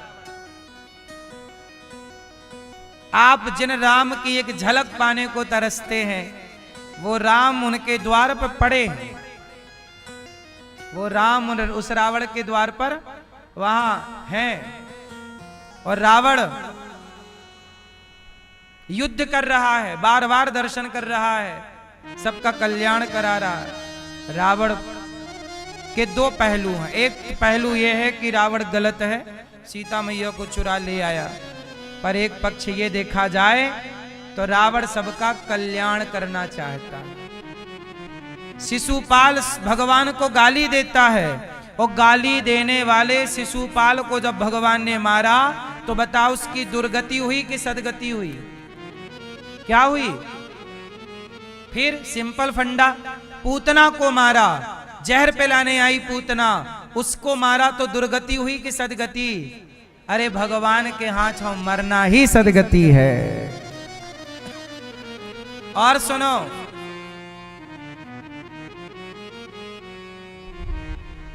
ये बाली कह रहा है चलन चातुरी मोर, इसलिए बाली अगले जन्म में क्या बना? इसलिए मोक्ष बाली का होने के बाद भी यदि जरा नाम के व्याध बन कर आए और उनकी इच्छा कामना पूरी हुई तो इसमें कोई आश्चर्य नहीं है। तो भगवान के चरणों में बाण किसने मारा? बाली ने। वो पिछले जन्म के बाली इस जन्म में जरा नाम के व्याध बने और भगवान राम ही कृष्ण बने। ये लीलाओं से ये कन्फर्म हो गया कि जो राम है वही कृष्ण है, और जो कृष्ण है इनसे ये कन्फर्म हो गया कि राम कृष्ण दोनों एक हैं। अब राम भगवान कृष्ण ने कहा कि तूने बाण मार दिया, अब एक काम कर, मैं तुझे बैकुंठ भेज रहा हूं। अब तेरी पूर्ण गति हुई। और भगवान ने पहले उसको परम गति दी और अपनी लीला 125 वर्ष की पूरी करके जाने लगे। जब भगवान जाने लगे तो वहां पर विदुर जी आए। वहां पर कौन आए? नहीं, वहां पर विदुर जी तो मैत्री जी वहां पर थे, और वहां पर उद्धव जी थे। कौन थे वहां? उद्धव जी। उद्धव जी आए और भगवान ने जाते समय दिव्य जो गीता में अर्जुन को ज्ञान दिया है, उससे और जो ज्ञान देना था भगवान कृष्ण को, वह भगवान ने 11 स्कंध अर्थात भागवत जी के 11वें स्कंध में उद्धव जी को दिया है। किसको दिया? गीता का ज्ञान अर्जुन को मिला, और भगवान के जाते वक्त किसको ज्ञान दिया? उद्धव जी को। इसलिए ये भागवत जो है, भगवत गीता में 700 श्लोक हैं और भागवत जी में 18,000 श्लोक हैं। भगवत गीता में सिर्फ भगवान की वह वाणी है जो कुरुक्षेत्र में अर्जुन को सुनाई, और भागवत जी में वो सारी वाणियां हैं जो भगवान के प्रकट होने से लेकर अंतिम दिवस की यात्रा तक की वाणियां भागवत जी में। इसलिए कोई भागवत सुन ले तो उसका लोक परलोक दोनों ही संवर जाता है। इसलिए आपसे कहता हूं, भागवत सुनते रहा करो। अब विदुर जी मैत्री जी के पास उद्धव जी गए, भगवान लीला पूरी करके गए। कहा, भगवान संसार में इस तरह की लीला करते हैं, क्या क्या करते हैं जरा सुनाओ। पूरी कथा सुनाई, सृष्टि का क्रम सुनाया। ब्रह्मा जी से भगवान श्रीमन नारायण से ब्रह्मा जी प्रकट हुए नाभि कमल से, फिर उनके एक अंग से मनु, दूसरे अंग से शत्रुपा। बारह भगवान प्रकट हुए, पृथ्वी की स्थापना की। बोलिए बारह भगवान की। मनु जी महाराज की 3 बेटियां, आकुति, देवहूति, प्रसूति, और 2 बेटे प्रियव्रत, उत्तानपाद। आकुति का विवाह रुचि प्रजापति से हुआ, देवहूति का विवाह करदम जी से। करदम जी की 9 बेटियां हुई। ब्रह्मा जी के मानस पुत्रों से विवाह हुआ। करदम जी के एक पुत्र हुए, साक्षात भगवान आए कपिल बन करके। बोलिए कपिल देव भगवान की। अच्छा, यहां एक बात मैं आपको समझाऊं। गृहस्थी, आप गृहस्थ हो ना? करदम जी कह रहे हैं, मेरी बेटियों का विवाह हो गया, मेरे बेटा भी हो गया, समझदार है, अब मैं चलूं। गृहस्थी में रहो और फिर निकलो। कितने साल की है गृहस्थी? मैया बताएंगी, पीली मैया। कितने साल? मैया, ओ लाल मैया, गृहस्थी कितने साल की है? 60 है? 50? कितने साल की है मैया? आप बताओ। माला वाली मैया कितने साल की गृहस्थी?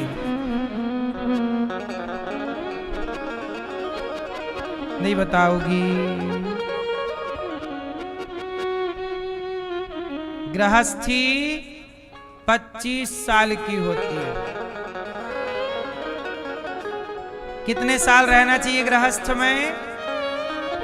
बेटा बेटी जब तक शादी ब्याह के योग्य ना हो, शादी ब्याह कर दो, बेटा बेटी का घर बसा दो, अब आप हो गए मुक्त।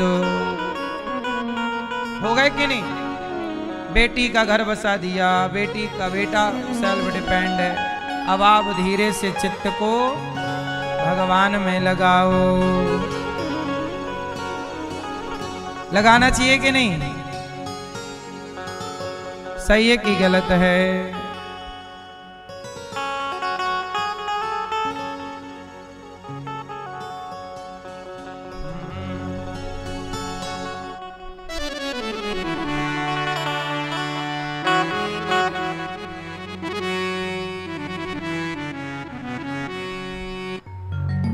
एक समय तक सब अच्छा है, मान मेरा कहना अच्छा,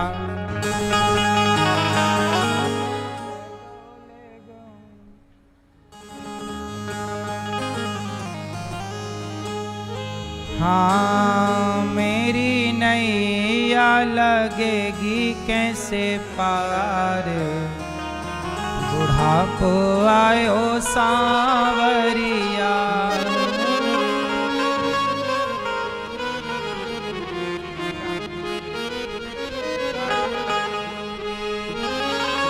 मेरी नैया लगेगी कैसे पार, बुढ़ापो आ गयो सांवरिया। अब आप ही बताओ, बुढ़ापा आया, बेटा बेटी का ब्याह कर दिया, अब मन को धीरे से बेटा बेटी से हटाओ और मन चित्त भगवान में लगाओ। कब तक भागोगे?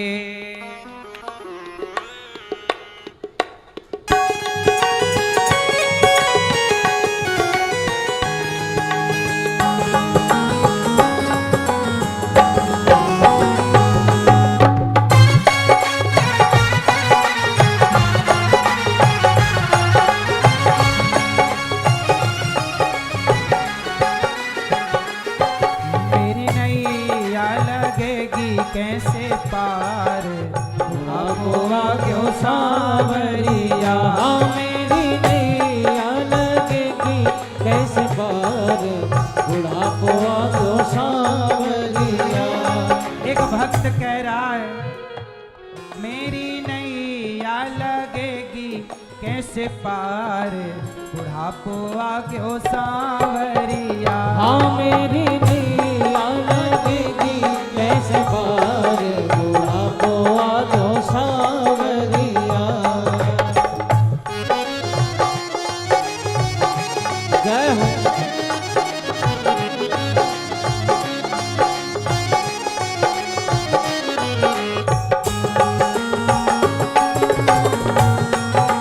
जय हो।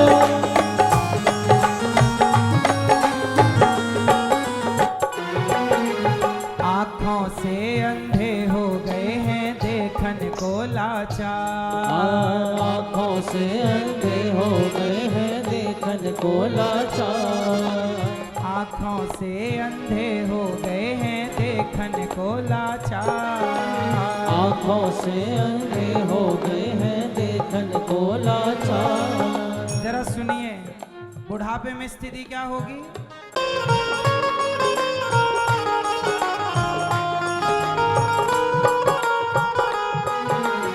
बहुवन जब मेरी रोटी, बहुवन जब मेरी रोटी बनावे माथे सिलवट चार। बहुवन जब मेरी रोटी बनावे माथे सिलवट चार। अच्छी बहू मिल जाए तो अच्छा, वरना सिलवट्टा समझती हो, चटनी बनाने वाली, उसी सिलवट्टे से चटनी बनेगी फिर आपकी। बहुवन जब मेरी रोटी बनावे माथे सिलवट चार। बहुवन जब मेरी रोटी बनावे माथे सिलवट चार।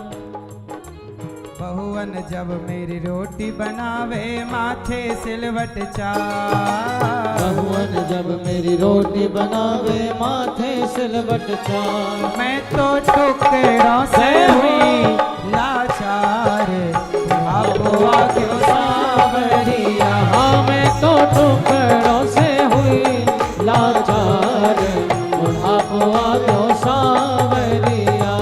इसका मतलब ये है कि बुढ़ापे में टुकड़ा भी नसीब नहीं होता। जिस मोह माया में आप उलझे रहे गृहस्थी में, उसी अपनों से आपको बुढ़ापे में टुकड़े भी नसीब।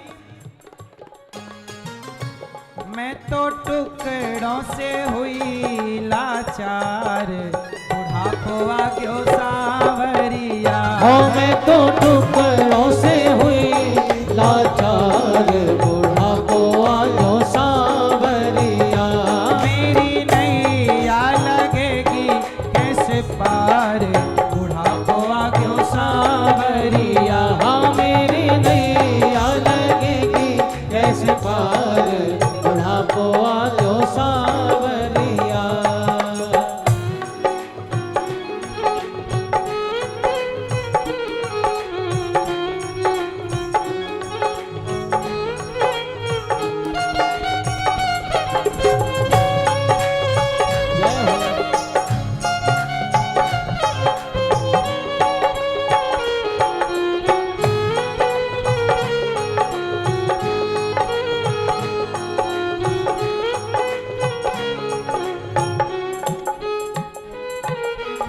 कमा कमा के माया जोड़ी कौड़ी नहीं है पास। कमा कमा के माया जोड़ी कौड़ी नहीं है पास।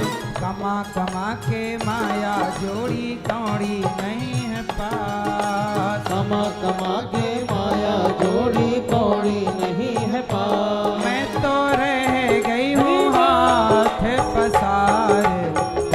बुढ़ा जो सावरिया मैं तो रह गई हाथ पसार।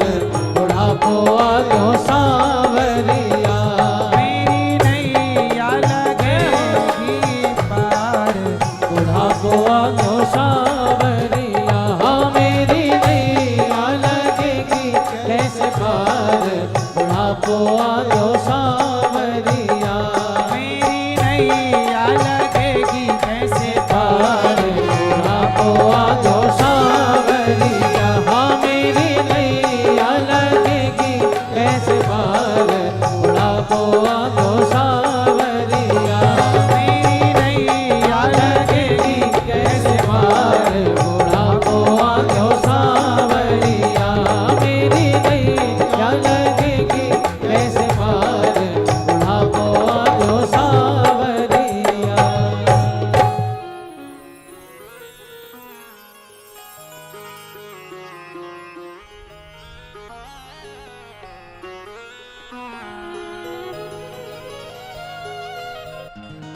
महल दो महल बहुत बनवाए शीश दिए हैं लगाए। महल दो महल बहुत बनवाए शीश दिए हैं लगाए। मतलब बड़े बड़े महल बनवाए, आज शीशे लगे हैं महलों में, चमक रहे हैं महल। और मेरी पट्टी की दुआरे पे है खाट। बुढ़ापो आ गयो सावरिया। बुढ़ापे में खाट द्वार के बाहर पटक दी जाती है, पड़े रहो यहीं, खांसते रहो। बोलो हाँ। मेरी नैया लगेगी कैसे पार। बुढ़ापो आ गयो सावरिया। हाँ मैया। बेटा बेटा करती मैया, बेटा मेरा धन है। आप कहती हो मेरा धन बेटा, पर मीरा तो कहती है पायो जी मैंने राम रतन धन पायो। बुढ़ापा आएगा, बेटे का ब्याह कर लो। बेटा बेटा क्या करती हो। बेटा तेरा एक दिन पड़ोसी बन जाएगा, और मिट्टी का खिलौना मिट्टी में मिल जाएगा। चित्त लगा लेना भगवान में, कल्याण इसी से है। अब देखो विदुर जी महाराज मैत्रेय जी से जब पूरी बात किए, मैत्रेय जी ने कथा सुनाई। सुनो, भगवान कपिल भगवान के दिव्य ज्ञान से माता सिद्धा नाम की नदी बनकर बह गई। कपिल देव जी ने आचमन किया। बोलिए कपिल देव भगवान की जय। माँ को सांख्य शास्त्र सुनाया। अहम सर्वेषु भूतेषु भूतात्मावस्थितः सदा। मैया मैं सब में हूं। अच्छा एक बात बताओ, भक्त का लक्षण क्या है? मैया भक्त का लक्षण क्या है? ये कपिल देव जी दे रहे हैं ज्ञान अपनी माता को। भक्त का लक्षण क्या है बताओ? कुत्ता है या नहीं? बोलो हाँ या ना। बिल्ली है कि नहीं? बोलो हाँ। बोलो घड़ा है कि नहीं? जोर से। मैया ओ पीली मैया। बताओ घड़ा होता है कि नहीं? जोर से हाँ या ना।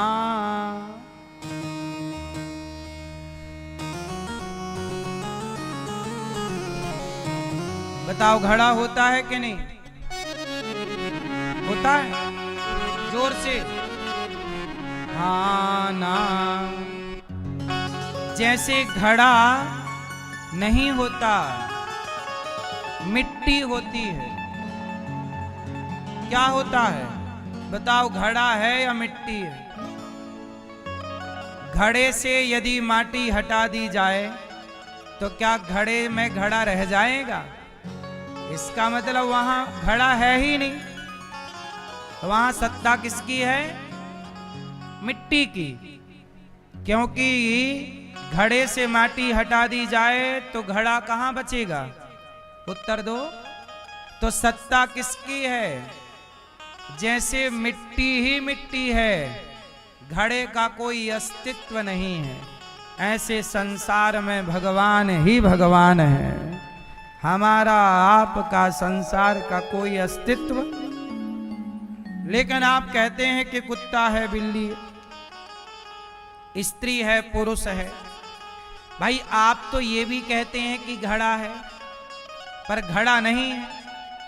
जब अच्छा बताओ भैया, घड़ा है कि नहीं? आप बताओ, है? तो घड़ा है कि नहीं?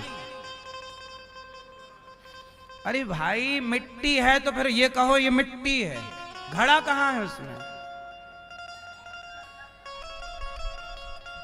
घड़ा है, घड़ा है, मिट्टी का अस्तित्व मिट्टी है, घड़े का अस्तित्व नहीं है। उसी तरह व्यवहार में कहते हैं घड़ा है, वास्तविक में वहां घड़ा, व्यवहार में कहते हैं अंगूठी है, पर वास्तविक में वहां सोना है। बोलो हाँ। व्यवहार में घड़ा है, वास्तविक में नहीं। ऐसे व्यवहार में स्त्री पुरुष और संसार है, वास्तविक में नहीं। वास्तविक में सब भगवान की सत्ता है। इसलिए भक्त कौन? भक्त का पहला लक्षण ये होगा, उच्च कोटि का भक्त का, कि वो सब में अपने परमात्मा का दर्शन करेगा। पहला लक्षण है भक्त। इसलिए भक्त किसी से लड़ता झगड़ता नहीं, क्योंकि वो सब में अपने परमात्मा को देखता है। कुत्ता, बिल्ली, पशु, पक्षी, सब में। बोलो हाँ या ना। इसलिए भगवान के अतिरिक्त किसी को ना देखो। ये मत कहो कि स्त्री दिख रही है, स्त्री के रूप में भगवान दिख रहे हैं। पुरुष नहीं, पुरुष के रूप में भगवान।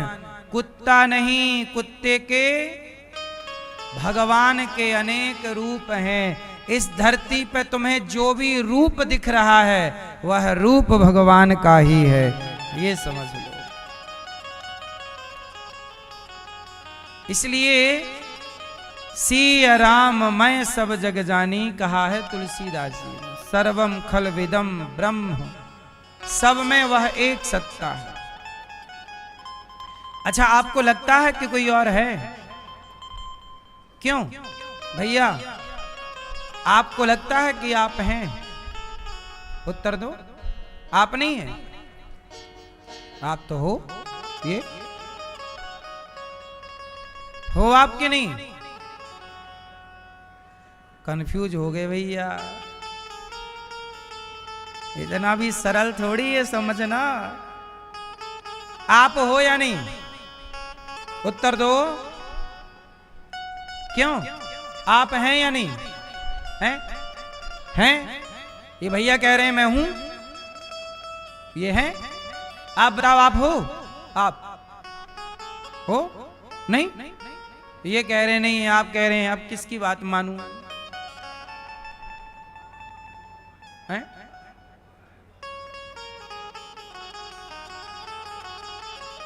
अरे भाई, इसलिए हमने ठोस उदाहरण दे के समझाया है आपको।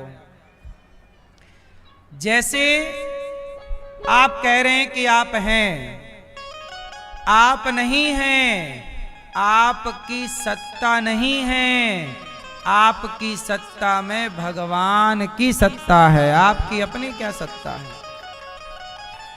आपका अपना कोई अस्तित्व नहीं है।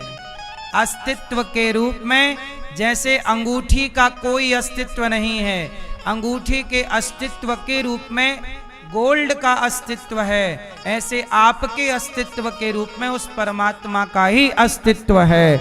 हमारा और आपका कोई अस्तित्व, हमारा अस्तित्व है शून्य, हमारा अस्तित्व है जीरो।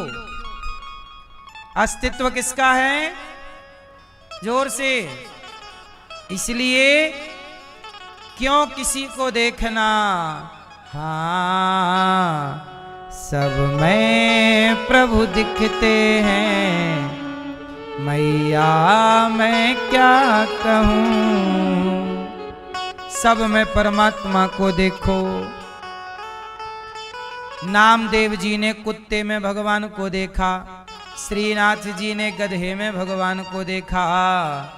सब में प्रभु दिखते हैं। इसलिए कहता हूं ना काहू से दोस्ती, ना काहू से बैर। कबीरा खड़ा बाजार में, सबकी चाहे खैर। पता नहीं किस रूप में आकर नारायण मिल जाएगा, और निर्मल मन के दर्पण में वह राम का दर्शन पाएगा। भगवान हर रूप में है। आप ये समझो कि ये जितने भी रूप हैं, ये रूप स्त्री का नहीं, पुरुष का नहीं, कुत्ता बिल्ली का नहीं, ये सारे रूप भगवान के हैं। इसलिए हर रूप में कौन है? ये भक्त की दृष्टि है, भगवान है। और यदि आप भक्त नहीं है, सामान्य दृष्टि है, तो फिर आप यही कहोगे कि ये तो स्त्री है, ये तो पेड़ है, पौधा है, कुत्ता है, बिल्ली है। एक ये नजरिया है, ये कुत्ता बिल्ली सब दिखते ही है, ठीक भी है। पर मैं जिस लेवल की बात कर रहा हूं, आप पता नहीं उस लेवल तक अभी पहुंचेंगे कि नहीं। मैं भी उस लेवल तक पहुंचने का प्रयास ही कर रहा हूं।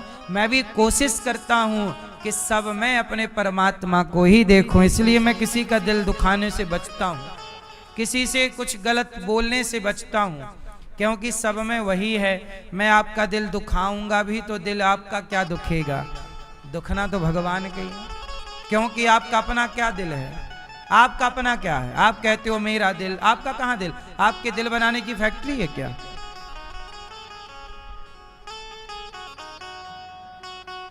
मैया, लोग झूठा गाना गाते हैं। लोग कहते हैं दिल मेरा तोड़ दिया। अब कह रहे मेरा दिल तोड़, तेरा कब से दिल हो गया भैया? दिल तेरा क्यों भैया? दिल आपका है। पहले तो आप भी कहते थे मेरा दिल। इन्होंने भी बयान बदल दिए, अब कह रहे हैं भगवान का। हाँ, सब कुछ जो मेरी थी, अब वो सब कुछ भगवान की हो गई। यही तो कथा है, यही तो परिवर्तन है। मेरा दिल मेरा क्या है? अब तो प्रभु आपका है। तो कपिल भगवान ने दिव्य ज्ञान दिया मां को।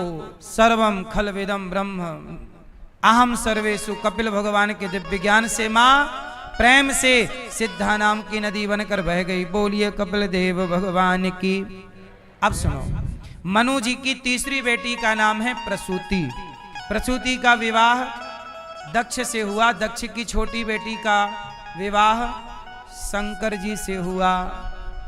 शंकर जी का विवाह किससे हुआ? माता सती।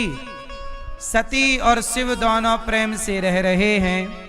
शंकर जी बहुत अच्छे हैं, पत्नी को कथा सुनवाते हैं। एक दिन माता सती को बोले चलो कथा सुनाने चलते हैं। सुनवाने कथा सुनवा के लाए, और माता जी ने अच्छे से कथा सुनी नहीं। जब शंकर जी कथा सुन रहे थे, अगस्त जी कथा सुना रहे थे, तो माता जी का मन ही नहीं लग रहा था।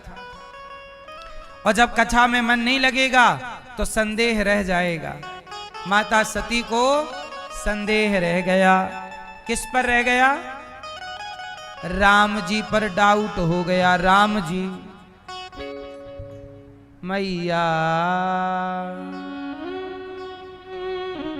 माता सती राम जी पे डाउट करती हैं, संदेह। राम जी खोज रहे हैं सीता। राम जी भी गजब का अभिनय करते हैं। रावण ले गया तो राम जी क्या कर रहे? रो रहे, मेरी सीता कहाँ है, सीता कहाँ है। आप भैया कभी रोते हो पत्नी की याद में? हैं? रोते हैं? फिर आप ब्रांडेड पति हो।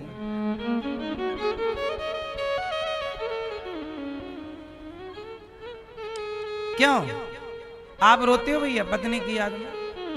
नहीं, शादी हो गई पत्नी की याद में नहीं रोते? फिर चाइना मॉडल हो।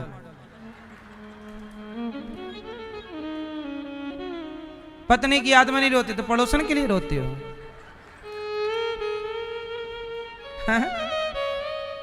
राम जी रो रहे हो, तुम नहीं रो रहे हो। पत्नी के लिए कभी रो भी लिया करो, पत्नी को अच्छा लगेगा, वाह मेरा पति कितना प्यार करता है। रोते समय पत्नी को जरूर दिखना चाहिए आंसू आंसू। अकेले ना रो रहे ना।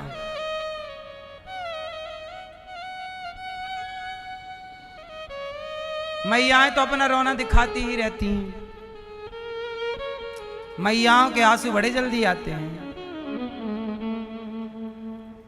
पुरुष के आंसू कम दिखते हैं। अच्छा, पुरुष अकेले में रो लेता है तो पत्नी को लगता है तो रोते ही नहीं है, इसलिए कभी पत्नी के सामने रोया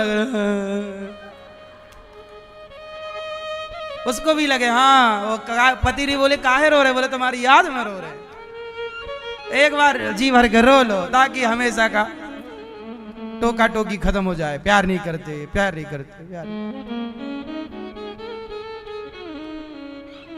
पत्नियों की एक ही शिकायत है पति से, प्यार नहीं करते, प्यार नहीं करते। रोज 2-3 आई लव यू दे दिया करो। आप देते हैं कि नहीं 2-3 आई लव यू? बोलो हाँ। फिर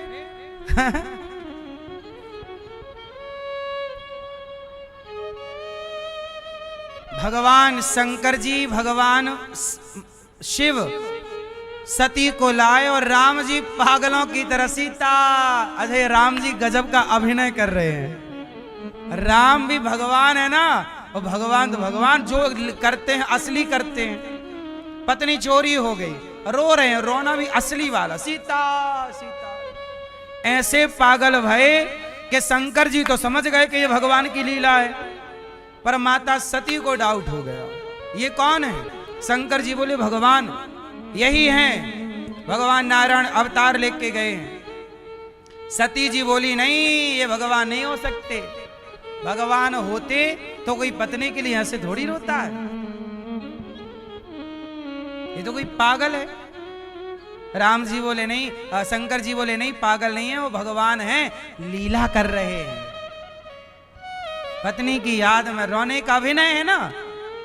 हे खग मृग हे मधुकर श्रेणी, पेड़ पौधों से पूछ रहे हैं। माता सती खूब बोली नहीं, शंकर जी ने खूब समझाया, मान जाओ देवी ये भगवान है।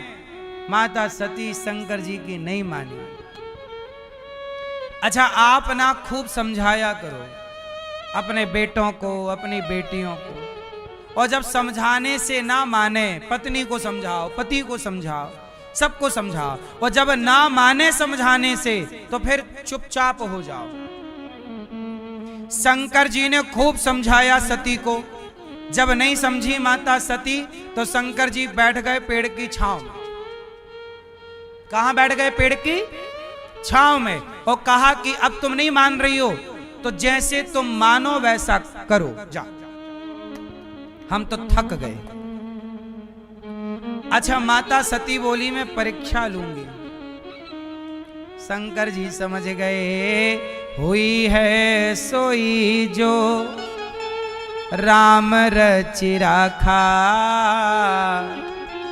को करी तर्क बढ़ावहि साखा। अब होगा वही जो प्रभु को मंजूर हो। आप समझाओ पर ना समझे कोई तो समझ लो कि ये विधि का विधान है जो इसे समझने नहीं दे रहा है। अब ये ईश्वर की लीला है, ईश्वर की समझाना हमारा काम है। आप समझें तो अच्छा और ना समझें तो भी परेशान ना होइए। ये सब खेल ईश्वर का है। खूब शंकर जी ने, जरा सोचिए कि जिसे शिव समझा रहे हो, शिव से बड़ा कौन, उन्हें समझ में नहीं आया माता सती को। वो कहती हैं मैं परीक्षा लूंगी। शंकर जी बोले अब जाओ, तुम्हें जो जी करे करो, जाओ, हम तो थक गए। अपना प्रयास करो पहले। जब आपके कर्म करने पर, प्रयास करने पर भी सफलता ना मिले, जब तुझसे ना सुलझे तेरे उलझे हुए धंधे, तब भगवान के इंसाफ पर छोड़ दे ए बंदे। वही तेरी मुश्किल आसान करेगा, जो तू ना कर सका वो। माता सती गई, सीता बन गई। अच्छा, माता सती क्या बन गई? माता सती तो सती हैं, मतलब शक्तिशाली हैं। उन्होंने अपने आप को सीता बना लिया अपनी शक्ति से, और सीता बन करके राम के पास गई, प्रभु में आ गई। राम जी पहचान गए, माता जी प्रणाम।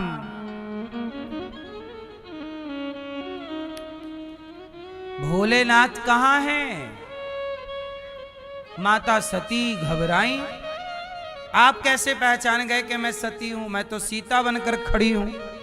राम जी बोले हमारी पत्नी तो रावण ले गया है। सती जी बोली आपको पता है? राम जी बोले सब पता है। सती जी बोली जब पता है तो काहे पागलों की तरह ढूंढ रहे हो? राम जी बोले बैकुंठ में बैठे बैठे थक गए, अब थोड़ा यहां आके ये सब लीला कर रहे हैं, अच्छा लग रहा है। हम भी रो के देख रहे हैं कि दुनिया वाले कैसे रोते हैं। हम भी तो रोने का देखें कि रोने का क्या सुख है, क्या दुख, क्या मजा है। ये हम लीला कर रहे हैं, अपना आनंद ले रहे हैं। जैसे दादाजी पोते के साथ खेल रहे हैं, घोड़ा घोड़ा। दादाजी घोड़ा बने और पोता बैठा है पीठ में और दादाजी चल रहे हैं। ये दादा क्या कर रहे हैं? घोड़ा बने हैं। क्या चल रही है? ये लीला है। दादा दादा है और दादा खेल रहा कबड्डी पोते के साथ। कबड्डी कबड्डी कबड्डी कबड्डी कबड्डी कबड्डी, और कबड्डी में दादा हार गया, पोता जीत गया। बोलो हाँ, ऐसा होता है कि नहीं? दादा पोता खेलते कि नहीं? बाप बेटा खेलता कि नहीं? माँ बेटा खेलते कि नहीं? छोटे बच्चे के साथ आप खेलते हो और खेल में आप हार जाते हो और बच्चे को जिताते हो। किसके लिए? उसकी खुशी के लिए। ऐसे कई बार भगवान अपने भक्तों से हार जाते हैं और अपने भक्तों की खुशी के लिए भक्तों को जिता देते हैं। आज भगवान लीला कर रहे हैं। चलो आज रावण जीत गया, मैं हार गया, ले गया। लीला चल रही है, कभी हार कभी हम लीला कर रहे हैं। माता सती बोली हे भगवान, इनकी लीला में मैं क्यों फंस गई? माता सती से शंकर जी राम जी बोले भोलेनाथ समझा रहे थे, आप नहीं समझी। सती तो बोली राम राम, ये तो साक्षात भगवान है, मैं परीक्षा लेने आ गई, गलती हो गई। अच्छा गलती हो गई, कोई बात नहीं। माता सती को सॉरी बोल देना चाहिए, क्षमा मांग लेनी, लेकिन माता जी ने मांगी नहीं और तुरंत वहां से चली गई। अब राम सीता का ही दर्शन हो रहा है माता को, तो माता जी ने आंख और बंद कर ली, सत्य को स्वीकार नहीं किया। शंकर जी ने कहा हो गई परीक्षा, मना कर दिया, मैंने कोई परीक्षा नहीं ली। एक तो देखो गलती, और ऊपर से गलती को छिपाने के लिए झूठ। वही माता सती, और वहां जब पति शिव का अपमान देखा तो माता सती योग अग्नि में जलकर भस्म हो गई।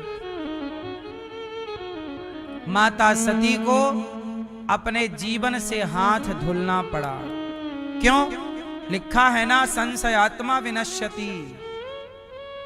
भगवान श्रद्धा का सब्जेक्ट है, भगवान संदेह का सब्जेक्ट नहीं। अच्छा बताओ, माता सती ने राम जी पर संदेह करके सही किया कि गलत किया? जोर से, जोर से, और जोर से, और जोर से। सही किया। यदि माता सती को राम पर संदेह ना होता और ये संदेह की कथा ना होती तो आज सारे संसार को राम पर संदेह रहता। भगवान पर संदेह ना हो इसलिए सती को संदेह दिलाने की यह भी एक लीला है, ताकि समाज में उठने वाले सवाल कल यदि ये लीला ना होती तो कल आप भी तो कहते कि राम कैसे भगवान, जिन्हें खुद की पत्नी का पता ना, वो भगवान कैसे हो सकते? आप ही ये सवाल करते। फिर ये सवाल होते कि राम भगवान थे तो पत्नी का पता क्यों नहीं लगा पाए?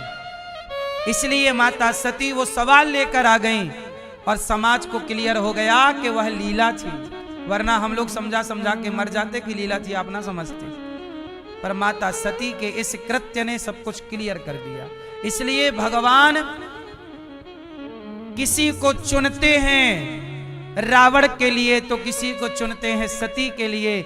तो यदि अच्छा शबरी, राम ने किसी को चुना सबरी के लिए कि तुम सबरी बनकर मेरा इंतजार करना, ताकि समाज शबरी की तरह जब मेरा इंतजार करेगी तो मैं भी उस पर कृपा करने पहुंचूंगा। तो राम की पूरी लीला में, संपूर्ण लीला में जो जो था वो सब एक लीला है और समाज के लिए मैसेज है कि तुम इंतजार करोगे तुम्हें भी मिलेंगे, तुम पराई नारी का अपहरण करोगे तुम्हारा भी नाश होगा, तुम शरण में आओगे तुम्हें भी राजा, जैसे सुग्रीव शरण में आए तो राजा। भाई कैसा हो भरत जैसा, क्या नहीं है रामायण में? बताओ क्या नहीं है? आपके जीवन से जुड़ी कौन सी घटना रामायण में, रामचरितमानस में नहीं है? बताओ। गौरी गोपाल आश्रम में जो वृद्ध माएं रहती हैं, काश इनके बच्चों ने रामायण पढ़ी होती। एक बेटा राम जो माता सौतेली माता की बात मानता है और आज की औलाद अपनी मां को घर से निकाल रही है। गौरी गोपाल में आप देखते हैं माताओं को, रोज कोई ना कोई मां आती है, लेकिन आज हम आपको एक अच्छी सूचना ये देंगे कि गौरी गोपाल आश्रम में माताओं को आते हुए आपने बहुत बार देखा है, पर ऐसा पल कभी कभी आता है कि गौरी गोपाल में रह रही माता को कोई अपना परिवार का व्यक्ति लेने के लिए आया हो। आज हम आपको एक मां से मिलाएंगे जिस मां को यहां से लेने के लिए कोई आया है। मैया कैसी हैं आप? अच्छे हैं गुरुजी। अच्छे हैं, बहुत अच्छे। खुश हैं? आज आपको लेने कौन आया है?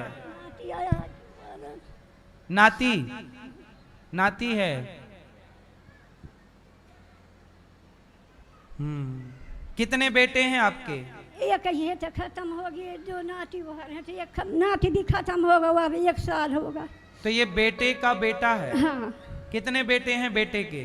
2। 2। तो एक खत्म हो गया, जो ही भर है एक। तो नाती आया है आपका? हाँ। पोता लेने के लिए। तो गौरी गोपाल में आपको रहते कितने साल हो गए? 2 साल हो गया गुरुजी हमें। 2 साल? हाँ, 2 साल हो गए। इन 2 सालों में यहाँ कोई तकलीफ तो नहीं हुई? कोई तकलीफ नहीं गुरुजी, कोई बहुत अच्छे रह रहे हैं हम। खुश हैं आप? बहुत खुश हैं। आपसे रहने के हमने कोई पैसे तो नहीं लिए? कुछ नहीं लाए गुरुजी। 2 साल से ये माँ यहाँ रह रही, सुख पूर्वक रह रही। आज 2 वर्षों के बाद इनका पुत्र का पुत्र अर्थात पोता माँ को लेने के लिए आया है। क्या नाम है आपका? जी राधे राधे गुरुजी। राधे राधे। हमारा विनय कहार नाम है। क्या नाम है? विनय कहार। विनय कहार।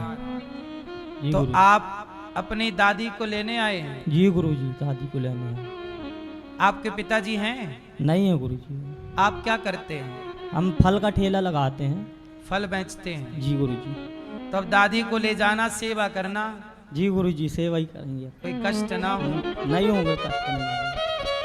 ठीक है, ये अच्छा पोता है जो अपनी दादी को लेने आ गया।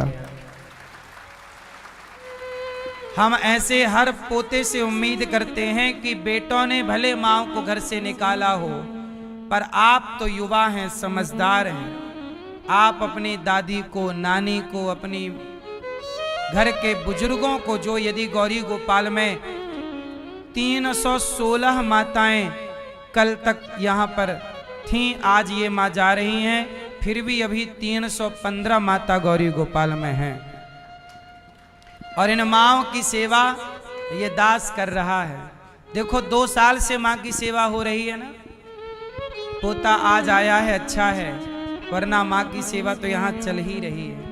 हमें माएँ बोझ नहीं लगती, हम तो करते हैं। हमें तो ये लगता है कि ये माँ नहीं, माँओं के रूप में ये भगवान ही हमारे को दर्शन देने और कृपा करने आते हैं। अच्छा, माँ भगवान होती है कि नहीं? तो बताओ, ये माँ है कि भगवान है? भगवान है। जिसने इंसानों में ईश्वर को ना देखा, वो पत्थर में ईश्वर को क्या देखेगा? जिसने माता में, पिता में ईश्वर को ना निहारा, वो क्या निहारेगा? इसलिए पहले अपनी माता पिता में ईश्वर को देखो। और आश्रम में, गौरी गोपाल आश्रम में जो 315 वृद्ध माएँ हैं, अभी भी उनको उनके बेटा पोतों का इंतजार है। कब आएगा राम जाने। आपसे प्रार्थना है कि जब तक उनके अपने नहीं आते, तब तक इन 315 वृद्ध माओं को आप सब अन्नदान कीजिए, थोड़ा थोड़ा साथ दीजिए। आप सबके सहयोग से यहाँ माताओं को भोजन मिलता है। आप भी माओं को अपनी ओर से भोजन करा सकते हैं कि कल का परसों का भोजन आपकी ओर से। आप नाश्ता करा सकते हैं कि कल का नाश्ता आपकी ओर से। वैशाख का पावन माह चल रहा है। ये वैशाख माह पुण्य का माह है। कई गुना पुण्य की प्राप्ति होती है इस माह में अन्नदान की। वैशाख माह में विशेष किसकी महिमा है? अन्नदान की। इसलिए आप भी इन माओं को अन्नदान करके पुण्य के भागीदार बने। यहाँ हजारों संत आते हैं भोजन करने के लिए।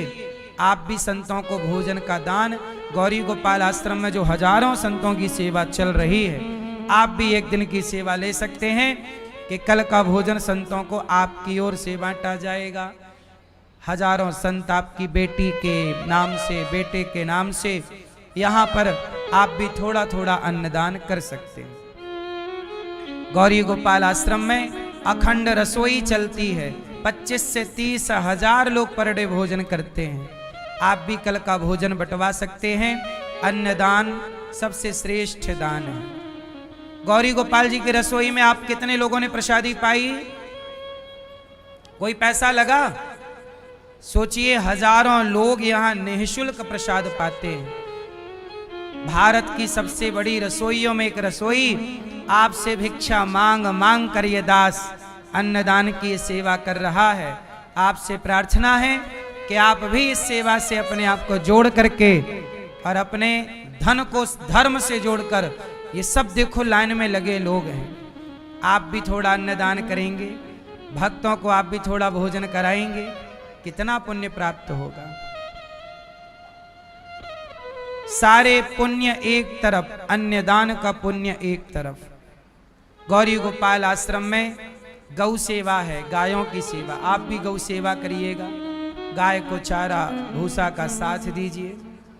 अब भूसे का सीजन है। ये देखो, गाय के लिए ये हम लोग पानी का टैंकर बुलवाते हैं ताकि गाय पानी पिए और खुश रहे। गाय की सेवा के लिए गौशाला में भूसे का स्टॉक, पानी दिन में कई टैंकर लग जाते हैं, तो आप एक ट्रॉली भूसा अपनी ओर से देकर भूसा का दान कर सकते हैं। एक टैंकर पानी अपनी ओर से जलदान कर सकते हैं, गायों के लिए जो जल हम लोग बुलवाते हैं। क्योंकि यहाँ वृंदावन का पानी खारा है, बोर कराओ तो खारा पानी गाय पीती नहीं है, तो मीठा पानी बुलाना पड़ता है टैंकरों से। एक टैंकर 400 रुपया का आता है। ऐसे कभी 3 टैंकर, कभी 4 टैंकर, गर्मियों में 5-5 टैंकर पानी भी लगता है गायों के लिए। गाय ज़्यादा पानी पीती है आधी, और पानी आप सब जल दान जरूर करें। गौरी गोपाल आश्रम में जितनी सेवाएं हैं आप सब अपने आंखों से इन सेवाओं का दर्शन करें। और यहाँ गुरुकुल में 150 बच्चे पढ़ते हैं, आप बच्चों को भोजन बंटवाएं। आज हमारी बहन ने और भैया ने गौरी गोपाल गुरुकुल के बच्चों को अपनी ओर से फल का दान किया, फल बंटवाए। आप भी गुरुकुल में बच्चों को अपनी ओर से कभी भोजन बंटवा सकते हैं, बच्चों को कभी नाश्ता। ये गौरी गोपाल गुरुकुल के बच्चे हैं जो गरीब परिवार के हैं, किसी की माता नहीं, किसी के पिता नहीं। आप भी इन बच्चों की शिक्षा में थोड़ा सहयोगी बनो, थोड़ा थोड़ा भोजन का दान, जल दान, कुछ भी जो आपसे बने। और गौरी गोपाल आश्रम में जो हमारी वृद्ध माएँ रहती हैं, इन माँओं का सहारा आप जरूर बनना। मैया आप खुश हैं? खुश हैं गुरुजी, जा रहा। अब जाओ, खुश रहना। और पोता आपका बहुत सेवा करेगा। हमारे लिए कोई आज्ञा हो, सेवा हो तो बताओ। कच्छु नहीं गुरुजी, हमें बहुत अच्छा लगा। ये आपको अच्छा लगा? अच्छा लगा। दूध मिलता ही टाइम से 6 बजे चाय आ जाती, 7 बजे नाश्ता आ जाता है, 11 बजे खाना आ जाता, 4 बजे फिर चाय आ। दवाई मिलती थी? दवाई मिले, खाना सब कुछ मिले। समय से माओ को नाश्ता, चाय, दूध, रात्रि का दूध, सुबह चाय, नाश्ता, भोजन टाइम टू टाइम। जो माएँ बिस्तर में पड़ी हैं, जो अति वृद्ध हैं, उनको नहलाने के लिए कुछ महिला कार्यकर्ता हैं जो नहलाना, कपड़े धुलना, उनके बर्तन धुलना, सारा व्यवस्था करनी पड़ती है। आप गौरी गोपाल आश्रम की सेवाओं को बहुत गहराई से समझिएगा कि आपके घर में एक बूढ़ा कोई हो तो उसकी सेवा करने में आप पूरे घर के लोग लग जाते हैं, और पूरा बजट उस ओर चला जाता है यदि बीमारी आ जाए तो। लेकिन गौरी गोपाल में 315 माँ हैं। आप सब जरूर इन माँओं के बेटा बेटी बनकर थोड़ा थोड़ा हाथ जरूर सेवा के लिए बढ़ाइए। कुछ भक्तों ने सहयोग के हाथ बढ़ाए हैं। नाम सुने ऐसे दानवीर महापुरुषों के, और भगवान से प्रार्थना करें कि आप जैसे दानवीर महापुरुषों की झोली भरी रहे। बोलिए सदगुरुदेव भगवान की। उपस्थित सभी श्रद्धालु जनों को जय श्री कृष्णा। चैनल के माध्यम से घर बैठकर कथा का रसपान कर रहे आप सभी श्रद्धालु जनों को जय श्री कृष्णा।